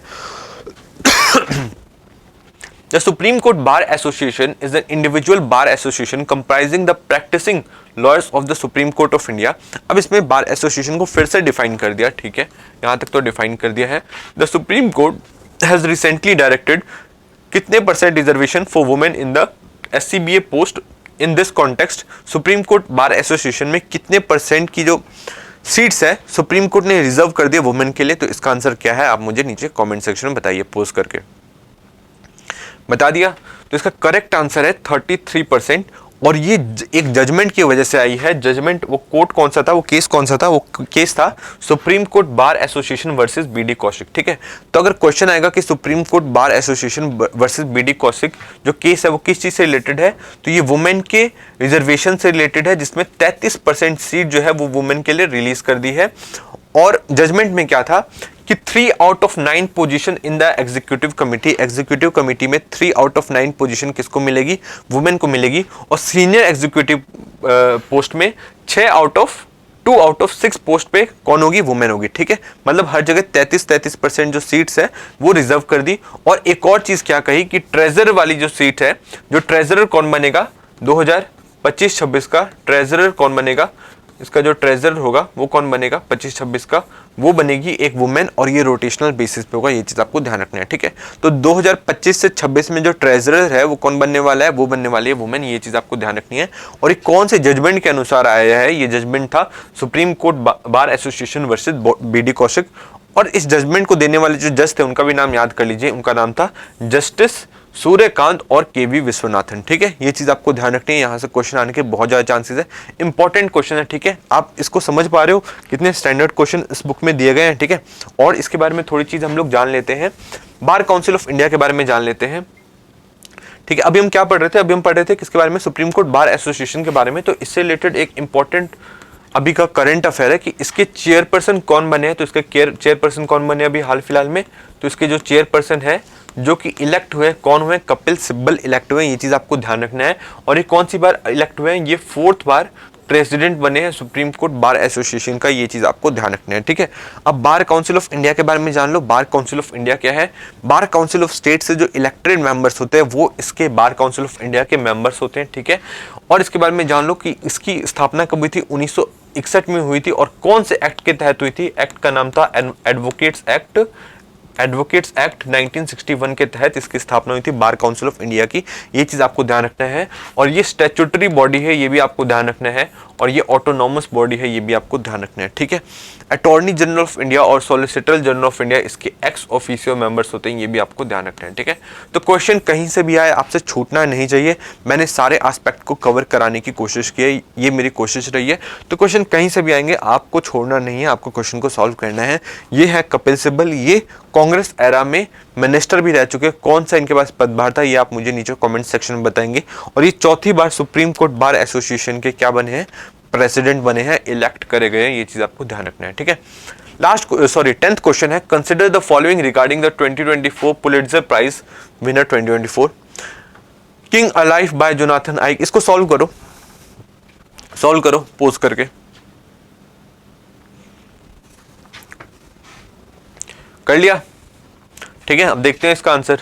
King alive by Jonathan Eig in the autobiographic category, Tripas by Brandon Som in poetry category, Adagio by Tyshawn Sorey in music category, ठीक है। इसका करेक्ट आंसर है सेकंड एंड थर्ड। अब ये चीजें तो आपको ये ध्यान करनी पड़ेगी। देखो पुलिट्जर प्राइज से रिलेटेड एक मैं इंपॉर्टेंट वीडियो लाने वाला हूँ, ठीक है। वो आपको मिलेगी मंडे को, मिलेगी मंडे या ट्यूसडे को आपको पक्का मिल जाएगी। उस वीडियो को आप देख के, और मोस्ट प्रोबेबली वो चैनल परफेक्शन आईएएस इंग्लिश पे अपलोड होगी, तो उससे आप पढ़ के आप समझ सकते हैं, ठीक है, कि क्या चीजें हैं। मैं आपको सारी चीजें याद करा दूंगा किससे रिलेटेड, पुलिट्जर प्राइज से रिलेटेड। तो ये क्वेश्चन जिसको पता होगा वही इसको सॉल्व कर पाएगा, ठीक है। अब ये क्वेश्चंस को आपने समझा कि कितने स्टैंडर्ड क्वेश्चंस आपको मिल रहे हैं, ठीक है। ये क्वेश्चन ऐसा नहीं है कि कहीं से भी उठा के लगा दिए गए, बहुत ही स्टैंडर्ड एक्सपर्ट्स के द्वारा बनाए गए क्वेश्चन है। और ये टोटल 7 बुकलेट्स में ऐसे करके फैले हुए हैं। और हर एक करंट अफेयर्स, अभी तो सिर्फ मैं आपको टॉप 20 करा रहा हूँ ना, जून के मैंने टॉप 20 कराए, ठीक है। ये मई के टॉप 20 है, इसमें हर एक महीने के टॉप 100 करंट अफेयर्स है, ठीक है, विद सॉल्यूशंस मैं आपको दिखा दूंगा कितने अच्छे सॉल्यूशन दिए गए हैं। जो आप क्वेश्चन आपको नहीं आता है, आप एक्सप्लेनेशन पढ़ के समझ सकते हो, उस चीज को याद कर सकते हो, ठीक है। करंट अफेयर्स का यही तो फायदा होता है। और इसमें स्टैटिक्स से रिलेटेड भी बहुत सारे एमसीक्यूज है। अब टाइम प्रैक्टिस करने का है, अब टाइम सिर्फ इस चीज का नहीं है कि आप चीजों को पढ़ते रहो, ठीक है। तो जिसको भी लगता है वो जाकर इस बुक्स को देख सकता है, एक बार देख सकता है कि क्या इसमें इंपॉर्टेंट चीजें हैं, ठीक है, खरीद सकता है, ठीक है। इसका लिंक मैं आपको डिस्क्रिप्शन में नीचे दे दूंगा। 11th क्वेश्चन पे आते हैं। Who among the following has won the 2024 Pulitzer prize in the field of journalism for editorial writing, ठीक है। अब आपको ध्यान रखना है, जो ये पुलिट्जर प्राइज जो है ना, ये बहुत ही अलग अलग फील्ड में दिया जाता है। तो इसमें आपको ध्यान रखना है कि कौन से फील्ड के अंदर पूछ रहा है, ये जर्नलिज्म के लिए पूछ रहा है और किस चीज में पूछ रहा है, एडिटोरियल राइटिंग में किसको मिला है अवार्ड। तो आपको ध्यान रखना है, मिला है डेविड ई हॉफमैन को, ठीक है। ध्यान रखा, डेविड ई हॉफमैन को ये अवार्ड मिला है। अब मैं आपको कुछ अवार्ड्स याद कराना चाहता हूँ, ठीक है। ऐसे तो बहुत सारे हैं, पर फिर भी मैं 4-5 आपको याद करवा दूंगा अभी। पुलिट्जर प्राइज, अगर क्वेश्चन है कि पुलिट्जर प्राइज एडिटोरियल राइटिंग में किसको मिला है, तो आप ध्यान रखेंगे डेविड ई हॉफमैन। अगर पूछे कि इन्वेस्टिगेटिव रिपोर्टिंग में किसको मिला है, तो आप ध्यान रखेंगे हाना ड्रेयर को, ठीक है, हाना ड्रेयर को। अब इसे आप ऐसे याद रखिए कि देखिए, जो आपसे इन्वेस्टिगेट करना चाहता है ना, या जो आपसे निकलवाना चाहता है चीजें, वो आपको कैसे जवाब देगा, हाँ ना में जवाब देगा, और आपसे बहुत सारी चीजें निकलवा देगा, ठीक है। और खुद के बारे में बहुत ही कम चीजें बताएगा, और सिर्फ हाँ ना करके हंसते हुए आपसे बहुत सारी चीजें निकलवा देगा। तो वो क्या करता है, इन्वेस्टिगेट करता है। तो आपको ध्यान रखना है, इन्वेस्टिगेटिव रिपोर्टिंग में किसको अवार्ड मिला है, हाना ड्रेयर को मिला है। ये चीज आप ध्यान रखेंगे, ठीक है, पुलिट्जर प्राइज मिला है। अब ध्यान रखिए कि एक्सप्लेनेटरी रिपोर्टिंग में किसको मिला है, सारा स्टीलमैन को मिला है, ठीक है। कुछ ऐसे लोग भी होते हैं जिनसे आप कुछ चीजें पूछो तो सारा का सारा ही एक्सप्लेन कर देते हैं, ठीक है। कुछ छोड़ते ही नहीं, सब कुछ एक्सप्लेन बोलते ही रहते हैं, सारा का सारा एक्सप्लेन कर देते हैं। तो आपको ध्यान रखना है, एक्सप्लेनेटरी रिपोर्टिंग में किसको मिला है, सारा स्टीलमैन को मिला है। फीचर राइटिंग में किसको मिला है, कैटी एंजल हार्ट को मिला है। ये चीज आप ध्यान रखेंगे। फीचर राइटिंग, देखो बहुत सारी जो हमारी एक्ट्रेस है, उनको आपने देखा होगा कि ना, वो कैट्स के साथ क्या कर रही है, कैट्स के साथ मैगजीन्स में आ रही है, ठीक है, अपने आप को फीचर कर रही है। तो आपको ध्यान रखना है, फीचर राइटिंग में किसको मिला है, कैटी एंजल हार्ट को मिला है। और कमेंट्री में किसको मिला है, कमेंट्री में मिला है व्लादिमीर कारा-मुर्जा को, ठीक है। ये चीज आप कैसे याद रखेंगे, ये चीज आप ऐसे याद रखेंगे, क्योंकि कुछ भी प्रॉब्लम होती है ना पूरे वर्ल्ड में, सबको कमेंट किसके चाहिए होते हैं, व्लादिमीर पुतिन के चाहिए होते हैं, ठीक है। पर वो तो ज्यादा बोलते नहीं है, वो सिर्फ अपने काम पे ध्यान देते हैं। तो कमेंट, उनके कमेंट के पीछे भागते रहते हैं लोग। तो आपको ध्यान रखना है, व्लादिमीर कारा-मुर्जा को किस चीज के मिला है, कमेंट्री के लिए मिला है। एक और चीज आप ध्यान रखेंगे कि क्रिटिसिज्म के लिए किसको अवार्ड मिला है, पुलिट्जर प्राइज। तो आपको ध्यान रखना है, जस्टिन चांग को मिला है, ठीक है। किसको मिला है, जस्टिन चांग को। अब एक बात बताओ, जो जस्टिसेस होते हैं, जो कोर्ट में जो जस्टिस होते हैं, जो जज होते हैं, वो क्या करते हैं, क्रिटिसाइज करते हैं ना, सरकार को क्रिटिसाइज करते हैं, कभी किसी अथॉरिटी को करते हैं, कभी किसी अथॉरिटी को। तो ये काम किसका है, जस्टिस का है। तो जस्टिस से क्या बन गया, जस्टिन चांग को क्या मिला है, क्रिटिसिज्म के लिए अवार्ड मिला है। नेक्स्ट आप ध्यान रखेंगे, एडिटोरियल राइटिंग के लिए, तो डेविड ई हॉफमैन। ये तो आप ऐसे याद रखिए कि सर ने क्वेश्चन कराया था, ठीक है, तो उसका आंसर क्या लगाया था, डेविड ई हॉफमैन। तो ये है डेविड ई हॉफमैन, ठीक है। सारे याद हो गए। इस तरीके से ही मैं आपको याद करवा दूंगा सारे पुलिट्जर प्राइज, तो इस चीज के लिए आप निश्चिंत रहना। आगे देखते हैं, Bihar first antiquities conservation laboratory has been established in, कौन से म्यूजियम में एस्टैब्लिश हुई है, it has been constructed under the MOU signed with Indira Gandhi National Centre for Arts New Delhi. In this context fill in the blanks, ठीक है। एक तो ये क्वेश्चन पूछ सकता है कि बिहार के इस म्यूजियम का किसके साथ MOU साइन हुआ है, तो उसका ध्यान आंसर होगा Indira Gandhi National Centre for Arts New Delhi. In this context fill in the blanks. अब इसमें ये पूछा है कि इसके साथ साइन तो हुआ है, पर किस म्यूजियम का हुआ है। अब मैंने उल्टा करके बता दिया कि उल्टा करके भी क्वेश्चन पूछा जा सकता है और ऐसे भी क्वेश्चन पूछा जा सकता है, ठीक है। अब इसका आंसर दीजिए, पोज करके दे दिया। तो इसका आंसर है पटना म्यूजियम, ठीक है। ये चीज आपको ध्यान रखना है, ठीक है। पटना म्यूजियम में क्या करा गया है कि जो एंटिकिटीज है इनको कंजर्व करने के लिए Indira Gandhi National Centre for the arts के साथ क्या किया गया है, एमओयू साइन करा गया है। ठीक है, इसमें जो पुराने एंटिकिटीज बचे हैं इनको संभालने के लिए किसके साथ साइन किया गया है, Indira Gandhi National Centre for Arts New Delhi के साथ क्या किया गया, एमओयू साइन करा गया है। और एक चीज जान लीजिए कि जो पटना म्यूजियम है, जो बिहार म्यूजियम है, जो जलन म्यूजियम है और खुदा बख्श ओरिएंटल पब्लिक लाइब्रेरी है, ऐसे तो आप सबको पता होगा बट मैं फिर भी बता देता हूँ कि सारी की सारी ही पटना में है। ठीक है, ये चीज आप ध्यान रखना, ये अलग अलग लोकेशन पे नहीं है, ये सारे के सारे ही पटना में है। और जो पटना म्यूजियम है वो कितने साल पुराना है, वो 100 साल से भी ज्यादा पुराना है। और कब का है ये आप मुझे नीचे करेक्ट बताएंगे कि कौन से ईयर का है, 100 साल से ज्यादा पुराना है पटना म्यूजियम। और बिहार म्यूजियम कब बना था, रिसेंटली बना था, वो आप मुझे नीचे कमेंट सेक्शन में बताइए। ठीक है, अगर क्वेश्चन आएगा कि अभी रिसेंटली एक लाइब्रेरी, बैम्बू की लाइब्रेरी कहाँ बनाई गई है, जहाँ पे अलग अलग प्लांट से रिलेटेड और एनिमल से रिलेटेड बुक्स रखी गई हैं, तो वो कहाँ रखी गई है, वो रखी गई हैं जू में, पटना जू में। ये चीज़ आप ध्यान रखेंगे। और वो जो पूरी लाइब्रेरी है किससे बनी हुई है, वो बनी हुई है बैम्बू से, ये चीज़ आप ध्यान रखेंगे। ठीक है, नेक्स्ट देखते हैं, नेक्स्ट क्वेश्चन ये है, ये पटना लाइब्रेरी है, आगे देखते हैं, सॉरी पटना म्यूजियम में। नेक्स्ट देखते हैं, ISRO successfully conducted the first pre burner ignition trial of semi cryogenic engine. ठीक है, सेमी क्रायोजेनिक इंजन का first pre burner ignition trial हो चुका है। Which of the following statement best describe the term cryogenic. इस video को pause करिए और इसका आंसर दीजिए। दे दिया, तो करेक्ट आंसर है cryogenic technology refers to the field in which the material can be stored, transported and used eight ultra low temperature. यार ये तो सीधा सीधा आंसर इसका ए है। ठीक है, अच्छे से डिफाइन हो जा रहा है। Cryogenics is the study of the production and behaviour of material at extreme high temperature. High temperature की बात ही नहीं है, लो टेम्परेचर की बात होती है यहाँ पे। C, cryogenic in the conversion of a substance from a solid to a gaseous state without its being liquid. ठीक है, तो सी भी गलत है और डी भी गलत है। ठीक है, तो क्रायोजेनिक में क्या होता है, ये अल्ट्रा लो टेम्परेचर से इसका कनेक्शन है, ये आपको ध्यान रखना है। ठीक है, क्रायोजेनिक का एक कनेक्शन रशिया से भी है। ठीक है, क्योंकि हम लोग रशिया से क्या चाहते थे, क्रायोजेनिक मिसाइल चाहते थे, वो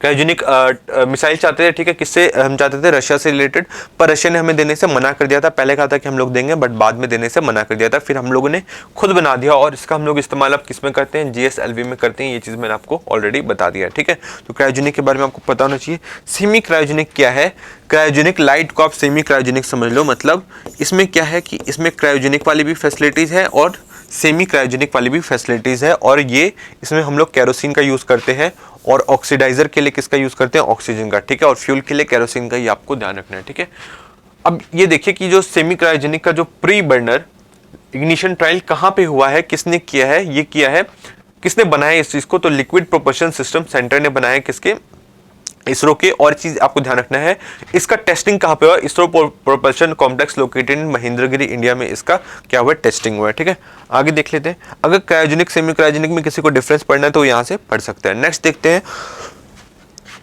border road organisation will soon commence the construction of the 4.1 kilometre long Shinkula tunnel. ठीक है, identify the location of the tunnel.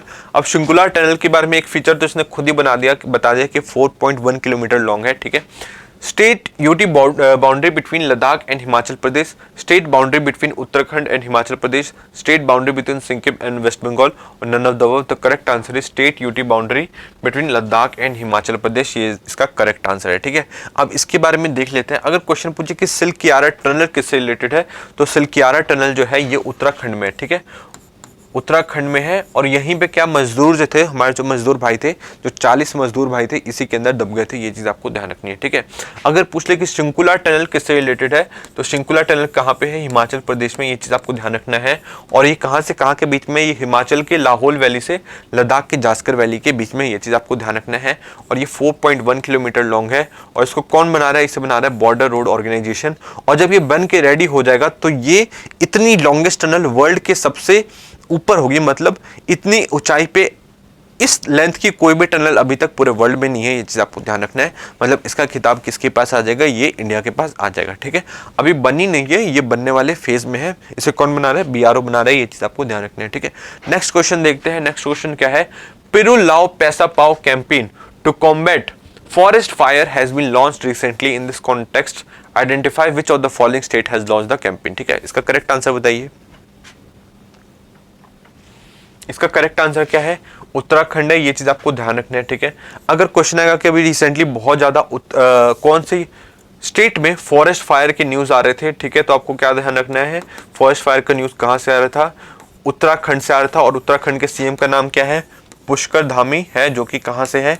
जो कि बीजेपी से है। ये आपको ध्यान रखना है, ठीक है। और देख लेते हैं, इन्होंने ही स्टार्ट किया कैंपेन पिरूल लाओ पैसा लाओ, ठीक है। अब ये पिरूल क्या है? ये जो ड्राई लीव्स होती है ना, ये जो ड्राई लीव्स होती हैं जो ऐसे जमीन पर पड़ी रहती है, उनमें भी कई बार क्या होता है, फ्रिक्शन होने की वजह से आग लग जाती है, फॉरेस्ट फायर हो जाती है, ठीक है। तो इन्होंने एक नायाब तरीका निकाला। इन्होंने कहा कि जो भी इन सारी पत्तियों को इकट्ठा करके लाएगा, पर केजी के हिसाब से उसको कितने रुपए दिए जाएंगे? उसको 50 रुपए दिए जाएंगे, ठीक है। तो अब क्या करते हैं, वहां के लोग ऐसी पत्तियां उनको मिलती तो इकट्ठी करके वो जाके कहाँ पे जाके दे देते हैं? ये जाके पिरूल कलेक्शन सेंटर में जाकर जमा कर देते हैं और इसके बदले उनको 50 रुपए सीधा उनके बैंक अकाउंट में आ जाता है। और इस पिरूल को पैक करके जो कलेक्शन सेंटर है क्या करता है, अलग अलग कंपनीज को बेच देता है। अगर वो इसका कुछ यूज कर सकती हैं तो यूज कर लेती हैं, ठीक है। तो आपको ध्यान रखना है कि पिरूल लाओ पैसा पाओ किससे रिलेटेड है? ये फॉरेस्ट फायर से रिलेटेड है। कहां से रिलेटेड है? ये है उत्तराखंड से रिलेटेड। और उत्तराखंड के सीएम का नाम क्या है? सीएम पुष्कर धामी, जो कि बीजेपी से बिलोंग करते हैं, ठीक है। नेक्स्ट क्वेश्चन देखते हैं। नेक्स्ट क्वेश्चन क्या है? The foreign minister of dash visited, मतलब which country visited India on 9th May 2024? The main purpose of the visit to India was to seek debt relief from India. In this context, fill in the blanks. Correct answer क्या है? इस video को post करेंगे और answer देंगे, ठीक है। Video को पोस्ट करिए और आंसर दीजिए। हो गया? इसका आंसर है Maldives. Maldives is the correct answer. अब बताओ भाई, सिंगापुर को कहाँ डेट चाहिए होगा? मलेशिया से ऐसा कुछ वो है नहीं। यहाँ के जो पीएम है उनका नाम आप मुझे बता देंगे। यहीं के जो पीएम थे वो थे महाथवीर मोहम्मद, ऐसे करके उनका कुछ नाम था, ठीक है। एक बार आप चेक कर लेना। और वो 2019 में उन्होंने क्या किया था, कश्मीर को लेके कुछ बयान दिए थे। उसके बाद हमारा मलेशिया के साथ बहुत ज़्यादा खटपट हो गई थी और हम लोगों ने वहाँ से क्या किया था, ऑयल को पाम ऑयल को इम्पोर्ट करना कम कर दिया था, ठीक है। ये चीज़ आपको ध्यान रखना है।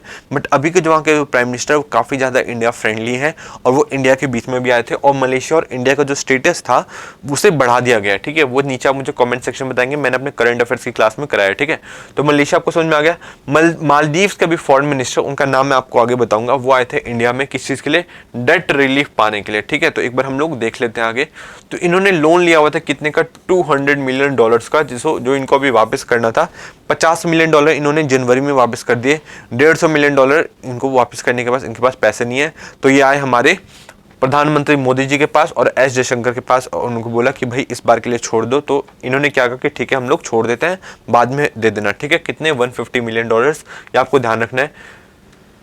मूसा जमीर, क्या नाम है इनका? एक मिनट में आपको देख लेता हूँ। मूसा जमीर, ये देखो मूसा जमीर कौन है? फॉरेन मिनिस्टर है। कहाँ के? मालदीव्स के। ये आपको ध्यान रखना है। इससे रिलेटेड आपको 2-3 नाम और ध्यान रखने हैं, ये मैं आपको भी बता देता हूँ, ठीक है। इससे रिलेटेड 2-3 नाम क्या याद रखना है कि मोहम्मद म्यूजी, जो कि यहाँ के क्या है, मालदीव्स के प्रेसिडेंट है। ये चीज आपको ध्यान रखना है। अब्दुल्ला यमीन भी मालदीव्स के ही प्रेसिडेंट है। ये 2013 से 18 तक प्रेसिडेंट थे। अगर क्वेश्चन आएगा कि अब्दुल्ला यमीन कौन से कंट्री से रिलेटेड है, तो ये मालदीव से रिलेटेड है। और जब ये प्रेसिडेंट बने थे तो इंडिया के साथ रिलेशन बहुत ज़्यादा खराब हो गए थे क्योंकि बहुत ज़्यादा चाइना फ्रेंडली थे। मोहम्मद म्यूजी का भी सेम हाल है, ये भी इंडिया के साथ रिलेशन इन्होंने खराब किए। और इब्राहिम मोहम्मद सोली, जो कि 2018-19 में जब ये पावर में आए थे, तो इसके साथ इंडिया के साथ रिलेशन काफ़ी ज़्यादा अच्छे हो गए थे और ये इंडिया के बहुत ज़्यादा फ्रेंडली है। ये चीज़ आपको ध्यान रखना है, ठीक है। और चीज़ ध्यान रख लीजिए कि मालदीव्स ने भी रिसेंटली 20 अग्रीमेंट कौन से कंट्री के साथ साइन किया है, तो चाइना के साथ साइन किया। ये चीज़ आपको पता होनी चाहिए। टूरिज्म में सबसे ज़्यादा टॉप पे मालदीव्स में कौन सी कंट्री से जाता है, तो सबसे ज़्यादा टॉप पे इंडिया से जाते हैं। 2023 की रिपोर्ट के अनुसार मैं आपको बता रहा हूँ। सेकंड नंबर से रशिया है, चाइना मतलब आगे आ जाना, और थर्ड से चाइना। ये आपको ध्यान रखना है, ठीक है। और 1988 में ऑपरेशन कैक्टस किसने किया था? इंडिया ने किया था। कौन सी कंट्री में किया था? इंडिया ने किया था मालदीव्स में। और किस चीज़ के लिए? क्योंकि जो मालदीव्स के प्रेसिडेंट है उनके खिलाफ कू हो गया था, तो उस कू को खत्म करने के लिए इंडियन आर्मी ने डायरेक्ट इंटरवीन किया था। कहाँ पे? मालदीव्स में। ये चीज़ को आप ध्यान रखेंगे, ठीक है। सारी चीज़ समझ में आ गई, इंपॉर्टेंट है ना। और 1-2 चीज़ देख लेते हैं। अभी कौन सी कंट्रीज ने कहा था कि अपनी जो 76 इंडियन मिलिट्री पर्सनल है उसको हमारे कंट्री से निकाल के ले जाओ, तो वो किसने कहा था? मालदीव्स ने कहा था, मोहम्मद म्यूजी ने कहा था। ये चीज़ आपको ध्यान रखना है। पर इनको रिप्लेस करके कौन आ चुके हैं? इनको रिप्लेस करके हिंदुस्तान एरोनॉटिक्स लिमिटेड HAL के कौन जो इंजीनियर्स है वो वहाँ पे पहुँच चुके हैं। अब वो इंजीनियर्स हैं कि वो सिविल पोशाक में मिलिट्री मैन है वो हम लोग नहीं जानते, बट वहाँ पे HAL के जो इंजीनियर्स हैं उन्होंने रिप्लेस कर दिया हमारे 76 पर्सनल को, मिलिट्री पर्सनल को। ये चीज़ आप ध्यान रखेंगे, ठीक है। ये मोहम्मद म्यूजी और ये एस जयशंकर। आगे देखते हैं। इन्हीं के जो मिनिस्टर थे बहुत ही गलत बयानी की वजह से चर्चा में थे, ये भी आपको ध्यान रखना है, ठीक है। तो Indian army and navy will receive Hermes 900 to boost their surveillance capabilities in this context. Hermes 900 fall which of the following, ठीक है। ये क्या है, रोवर है, मिसाइल है, सबमरीन है कि ड्रोन है, तो आपको ध्यान रखना है। करेक्ट आंसर इसका बताइए, ठीक है। तो इसका करेक्ट आंसर क्या है, ड्रोन है। क्या हर्मिस 900 क्या है, हर्मिस 900 क्या है, ड्रोन है। अब ये सारे मैं आपको क्या कर रहा था, पीपीटी में मैं आपको सारे सॉल्यूशन आपको बता देता था। एक बार मैं बताया था कि हमारे 90 डेज प्लानर में किस टाइप से इसके सॉल्यूशन को दिया है। एक बार हम लोग 90 डेज प्लानर के पर्सपेक्टिव से पढ़ने की कोशिश करते हैं, ठीक है। तो क्वेश्चन आपने देख लिया कि क्या क्या है, ए रोवर, सबमरीन, मिसाइल और ड्रोन, ठीक है। इसका करेक्ट आंसर क्या है, डी। तो हर्मिस 900 को क्या कहा जाता है, दृष्टि 10 भी कहा जाता है, दृष्टि 10 ड्रोन भी कहा जाता है। It is a next generation multi role medium altitude long endurance, ठीक है, अनमैन्ड एरियल व्हीकल, ये UAV है। Medium altitude long endurance UAV है। It has been developed by Adani defence and aerospace. मतलब काफी चीजें बहुत ही क्लियर दे रखी है, सीधा पॉइंट बाय पॉइंट आपको ये याद करना है। इसके बाहर से मुझे तो नहीं लगता कुछ आएगा। विद टेक्नोलॉजी ट्रांसफर किससे हुआ है, इजराइल के डिफेंस से हुआ है। कौन सी, एल्बिट सिस्टम से, इजराइल के एल्बिट सिस्टम से टेक्नोलॉजी ट्रांसफर हुआ है। और 70% of the drone is made using indigenous component, ठीक है। मतलब सारी पॉइंट इसने बहुत ही पॉइंट बाय पॉइंट फॉर्मेट में कवर कर दिया है, ठीक है। 90 डेज प्लानर ने इसके फीचर्स भी कुछ बता रखे हैं। Multi mission multi payload capabilities, capable of performing missions. इस तरीके से इसने काफी सारे इसके फीचर्स भी बताए, ठीक है। तो आप समझ पा रहे हो किस तरीके से आंसर्स को दिया गया है, ठीक है। बहुत ही पॉइंट फॉर्मेट में बहुत ही प्रिसाइजली आपको आंसर दे रखा है, कुछ भी इधर उधर की बातें नहीं है, सीधा सीधा आंसर्स है। जिसको भी नहीं पता होगा इन चीजों को देख के वो पढ़ के आप वो सॉल्व कर लेगा, ठीक है, याद कर लेगा। जो भी चीज उसको नहीं आ रही होगी वो इसे याद कर सकता है, ठीक है। नेक्स्ट क्वेश्चन है Malaysia plans to gift orangutans to major palm oil importing nations with the aim to boost its credentials as a conserver of biodiversity. In this context consider the following statement regarding orangutans, ठीक है। तो ओरंगुटेन्स are native, एक बार इस video को post करिए, इसका answer दीजिए। दे दिया। अब अगर हम लोग पढ़ते हैं, orangutans are native to Sumatra and Borneo in South East Asia. These are exclusive arboreal. Third, they feast on wild fruits. तो तीनों ही सही लग रहे हैं, first, second and third. Correct answer is all of the above. अब इसका answer हम लोग देखते हैं इसके माध्यम से, 90 डेज प्लानर के माध्यम से हम लोग देख लेते हैं इसका आंसर। तो according to world wide fund for nature there are 3 species of orangutans, Bornean, Sumatran and Tapanuli. Therefore, statement 1 is correct. Statement 1 correct हो गया. These are exclusive arboreal, which means they live among the trees of tropical rainforest. Therefore, statement 2 is correct. ठीक है। अब इसमें arboreal को एक तरीके से डिफाइन भी कर दिया ताकि आपके मन में कोई भी कंफ्यूजन ना रहे। मतलब काफी ज्यादा अच्छी तरीके से दिया गया, एक्सप्लेनेशन के साथ दिया गया आंसर, ठीक है। They feast on wild fruits like lychees and figs. Therefore, statement 3 is correct, ठीक है। तो ये चीज आपको समझ में आ गई किस तरीके से आंसर दिया गया किसमें, 90 डेज प्लानर में। तो अगर जो चाहे, जिसको लगता है कि उसे हर एक महीने के 100 कम से कम करंट अफेयर्स चाहिए, इंपॉर्टेंट करंट अफेयर्स चाहिए, तो इस बुक को वो रेफर कर सकता है, आपके लिए फायदेमंद होगा, ठीक है। क्वेश्चन आंसर फॉर्मेट में है और ये एक्सपर्ट ने बनाया, खास बात ये है, ठीक है। आपको बहुत सारी ऐसी बुक्स मिलेगी जहां पे आपको करंट अफेयर भरे पड़े मिलेंगे, मतलब 3-3 हज़ार 4-4 हज़ार करंट अफेयर मिलेंगे, पर वो किसी काम के आपके नहीं है, ठीक है। आपको इस तरीके से पढ़ना है, जब भी चीजें क्लियर होगी। नेक्स्ट देखते हैं, who among the following has become Meghalaya first women DGP, ठीक है। इसका कमेंट सेक्शन में बताइए, पोस्ट करके बता दिया। तो इसका करेक्ट आंसर है इदाशिशा नोंगरांग। ये चीज आपको ध्यान रखना है, इदाशिशा नोंगरांग, ये आपको ध्यान रखना है। ये क्या बनी है, ये मेघालय की DGP बनी है, ये चीज आपको ध्यान रखना है। और ये 1991 बैच की IPS अफसर, ये भी आपको ध्यान रखना है, ठीक है। ये क्या बनी है, ये बनी है मेघालय की फर्स्ट वुमेन DGP, ये आपको ध्यान रखना है, ठीक है। इदाशिशा नोंगरांग बनी है, और किसको हटा के बनी है, ये बनी है लज्जाराम बिश्नोई को हटा के, ठीक है। लज्जाराम बिश्नोई को हटा के इदाशिशा नोंगरांग किसकी बनी है, मेघालय की DGP बनी है। और कौन से ट्राइब से बिलोंग करती है, ये आप नीचे मुझे कमेंट सेक्शन में बताएंगे। मेघालय में 3 ट्राइब है जो कि बहुत फेमस है, उन तीनों के आपको नाम मुझे बताने हैं, ठीक है। ये पहले क्या थी, ये DG सिविल डिफेंस थी, ये चीज आपको ध्यान रखनी है। ये फर्स्ट वुमेन बनी है किसकी, मेघालय की DGP बनी है। एक क्वेश्चन आप देख लीजिए, नीना सिंह कौन है? हो सकता है आपसे रिलेटेड ये क्वेश्चन में आ जाए कि नीना सिंह कौन है, तो ये आपको ध्यान रखना है। ये डीजी थी किसकी? सीआईएसएफ की, ठीक है। और ये फर्स्ट वुमेन डीजी थी किसकी? सीआईएसएफ की, जो कि अब हाल ही फिलहाल में रिटायर हो गई हैं। और इनको रिप्लेस किसने किया है? आरएस भट्टी ने किया है। आरएस भट्टी कौन थे? ये हमारे बिहार के डीजीपी थे, ठीक है। इनका कार्यकाल समाप्त नहीं हुआ था, उससे पहले ही इनको किस में भेज दिया गया? इनको सीआईएसएफ में भेज दिया, डीजी बना के। ये चीज़ आपको ध्यान रखना है। और इनको रिप्लेस किसने किया है? जो मतलब नए डीजीपी है, आलोक राज ने किया है। किसके?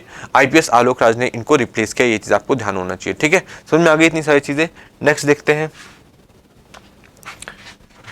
ये इशादिता नोंगरांग है, ठीक है। नेक्स्ट देखते हैं, prime minister Narendra Modi attended the annual summit of G7 grouping. In this context consider the following countries, ठीक है।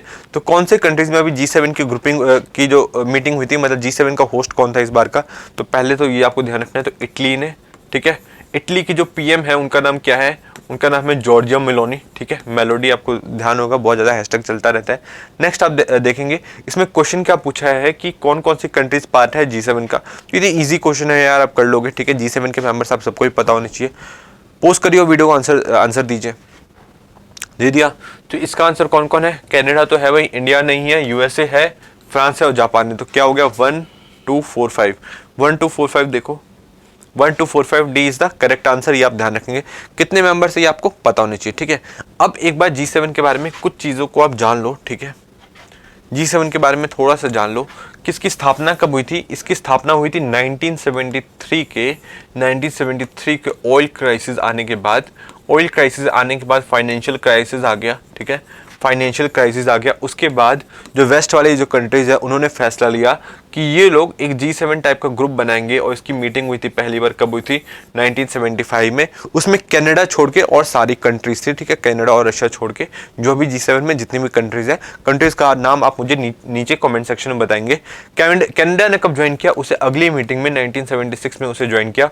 और रशिया ने कब ज्वाइन किया? 1997 में इसे ज्वाइन किया, ठीक है। और 1997 में ज्वाइन किया और 2014 में तब ये G8 हो चुका था। तब इसे G8 होने के बाद 2014 में इसे बाहर निकाल दिया, जब रशिया ने क्राइमिया का एनेक्सेशन कर लिया, तो रशिया को बाहर निकाल दिया गया, ठीक है। G7 के बारे में एक और चीज आपको ध्यान रखना है कि इनफॉर्मल ग्रुपिंग है और इसका कोई भी सेक्रेटेरिएट नहीं है। G20 का सेक्रेटेरिएट है क्या? आप नीचे कमेंट सेक्शन में बताएंगे। डिसीजन कैसे लिया जाता है? यहाँ पे कंसेंसस के थ्रू डिसीजन लिया जाता है, ठीक है। कंसेंसस के थ्रू डिसीजन लिया जाता है और कंसेंसस के थ्रू ही WTO में भी डिसीजन लिया जाता है, जिसे 1995 में सेटअप करा गया था। ये बात मैं ऑलरेडी आपको बताया था एक बार। लिमिटेड लेजिस्लेटिव पावर, इसकी कुछ लेजिस्लेटिव पावर भी होती है, ये भी चीज़ आप ध्यान रखेंगे, ठीक है। तो समझ में आ गया किसके बारे में? G7 के बारे में। G7 और G20 में क्या डिफरेंस है ये आप मुझे नीचे कॉमेंट सेक्शन में बताएंगे। कुछ एक चीज़ें और जान लो, ठीक है। अभी जो 50th G7 का समिट हुआ था वो कहाँ पे हुआ था? इटली में हुआ था। और यहाँ पे किसके बारे में बात की गई?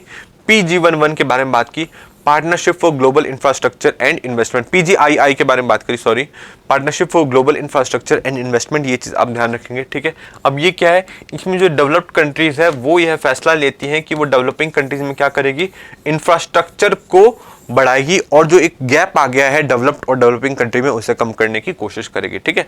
सेकंड क्या है? IMEC, India middle east European economic corridor. क्या इंडिया इसका पार्ट है?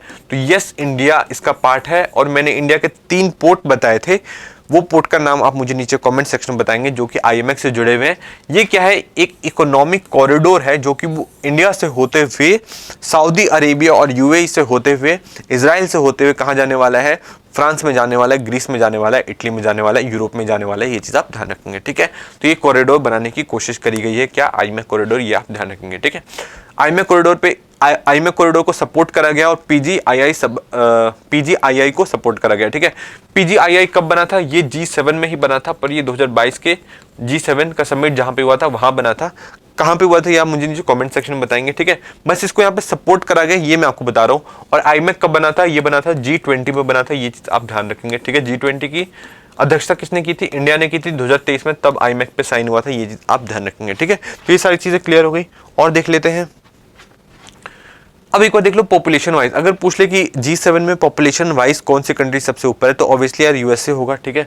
बहुत सारी कंट्री में तो कोई दम आपको दिख नहीं रहा, तो यूएसए में है 33 करोड़ की पॉपुलेशन, और उसके बाद जापान में है 12 करोड़, ठीक है। मैंने आपको इसलिए बता दिया क्योंकि हो सकता है कई लोग जर्मनी लगा के आ जाए, फ्रांस लगा के आ जाए, चीज़ों का अंदाजा नहीं रहता। अब ये ईजी क्वेश्चन है, तो ये क्वेश्चन तो छूटने नहीं चाहिए ना, तो इन क्वेश्चन को सॉल्व करने के लिए एक बार चीज़ों को देख लिया करो, ठीक है। तो जापान है सेकेंड नंबर पे। एक और यहाँ से क्वेश्चन आ सकता है कि आप ये बताओ इकोनॉमी किसकी सबसे ज्यादा है, ठीक है। तो इकोनॉमी में आपको ध्यान रखना है, ऑब्वियसली यूएसए की सबसे ज्यादा होगी, जहां पे यूएसए खड़ा हो जाता है तो वहां पे तो कोई कंट्री बचती नहीं है, ठीक है। तो यूएसए सबसे बड़ा है। सेकंड नंबर पे अभी कौन है, तो सेकंड नंबर पे आप ध्यान रखेंगे कि जर्मनी है, ठीक है। ये थोड़ा सा चेंज हो गया, पहले क्या था कि जापान ही सेकंड नंबर पे था पॉपुलेशन में भी और इकोनॉमी में भी। अब जापान क्या हो गया कि पॉपुलेशन में तो सेकंड नंबर पे है, पर इकोनॉमी में थर्ड नंबर पे हो गया है, और जर्मनी थोड़ा ऊपर हो गया, और ये भी रिसेंटली हुआ है। ये आप ग्राफ देख लो, ये यूएसए तो सबसे टॉप पे चला गया, ठीक है। ग्रीन वाला ग्राफ किसका है, जापान का, ये थोड़ा सा नीचे गया, और जो ग्रे वाला ग्राफ है जर्मनी का, ये थोड़ा सा ऊपर गया, ठीक है। तो अभी जर्मनी ज्यादा इकोनॉमिकली इंपॉर्टेंट है, मतलब ज्यादा पावरफुल है कहाँ पे, G7 में। ये चीज आपको पता होनी चाहिए, ठीक है। तो इकोनॉमी के हिसाब से और पॉपुलेशन के हिसाब से बता दिया। क्वेश्चंस ऐसे ही बनेंगे, ठीक है। हर बार क्वेश्चन को रिपीट तो नहीं करा जाएगा। अब क्वेश्चंस को देखो ऐसे साइड करके इतने इजी क्वेश्चन पूछे और आपको यहाँ पे फंसाए जा सकते हैं, ठीक है। जिसको नहीं पता होगा हो सकता है वो जर्मनी की जगह जापान लगा के आ जाएगा, जापान की जगह जर्मनी लगा के आ जाएगा, नहीं तो कोई कोई तो क्या होंगे जो सीधा फ्रांस लगा के आ जाएंगे, ठीक है। तो ये चीज़ आपको थोड़ी सी अंदाजा होनी चाहिए। आप एक और चीज़ जान लीजिए कि अब इसमें 7 मेंबर्स है, ठीक है। क्यों, क्योंकि G8 था ये, बट इसमें से एक मेंबर घट गया। कौन घट गया, रशिया हट गया। कब हट गया, 2014 में हट गया। कब हट गया, क्राइमिया का जब इसने एनेक्सेशन कर लिया था तब इसको हटा दिया गया, ठीक है। और ये 43% ऑफ जीडीपी है, 30% को हटा दो, और ये 1/10 ऑफ द वर्ल्ड पॉपुलेशन 2014 में हटा दिया था। ये चीज मैं आपको ऑलरेडी बता चुका हूँ, ठीक है। और कुछ चीज बची है क्या, एक और चीज देख लीजिए कि G7 का जो शेयर है ग्लोबल इकोनॉमी में लगातार घट रहा है। अगर क्वेश्चन आएगा कि लगातार G7 का जो शेयर है वो बढ़ता जा रहा है, तो आपको ध्यान रखना है कि नहीं, G7 का जो शेयर है इकोनॉमी में वो लगातार घटा है, ये भी चीज आपको ध्यान रखनी है। अब इसका शेयर कितना आ गया, ये आ गया 43%, ठीक है। पहले इससे भी ज्यादा शेयर था। G7 कंट्री बहुत ज्यादा पावरफुल थी, पर जैसे कि इंडिया, चाइना और जो ईस्ट की जो कंट्रीज है और साउथ की जो कंट्रीज है वो जैसे जैसे डेवलप होती जा रही है, तो वेस्ट का जो दबदबा है वो धीरे करके कम होता जा रहा है। ये चीज आप ध्यान रखेंगे, ठीक है।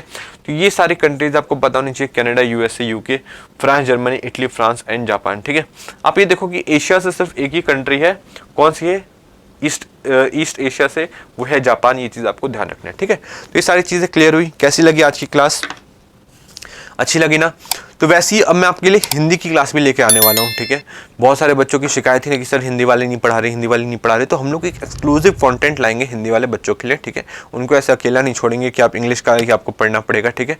और हम लोग एक एक्सक्लूसिव कंटेंट इंग्लिश और हिंदी के लिए मेंटेन करना चाहते हैं। ऐसा नहीं कि टाइम बचाने के लिए, मेहनत बचाने के लिए हिंदी और इंग्लिश एक ही में प्रोवाइड करने लग जाए, हम वैसा नहीं करना चाहते। परफेक्शनाइज क्वालिटी पे बहुत ज़्यादा फोकस करता है, ठीक है। उनके लिए क्वालिटी ज़्यादा इंपॉर्टेंट है, ठीक है, ना कि क्वांटिटी से। ऐसा नहीं कि क्वांटिटी में हम लोग भर भर के दे दे पर आपकी चीज़ें काम ना आए, हम लोग ऐसा नहीं करना चाहते। इसलिए परफेक्शन आईएएस की टीम ने यह मिलकर सोचा है कि आपके लिए एक्सक्लूसिव कंटेंट मिलेगा। आज आपको इंग्लिश का लेक्चर मिला, कल आपको हिंदी का लेक्चर मिल जाएगा, ठीक है, इसी समय पे। तो आज की वीडियो के लिए थैंक यू सो मच। इसी के साथ मैं साइन ऑफ करता हूँ, ठीक है, साइनिंग ऑफ।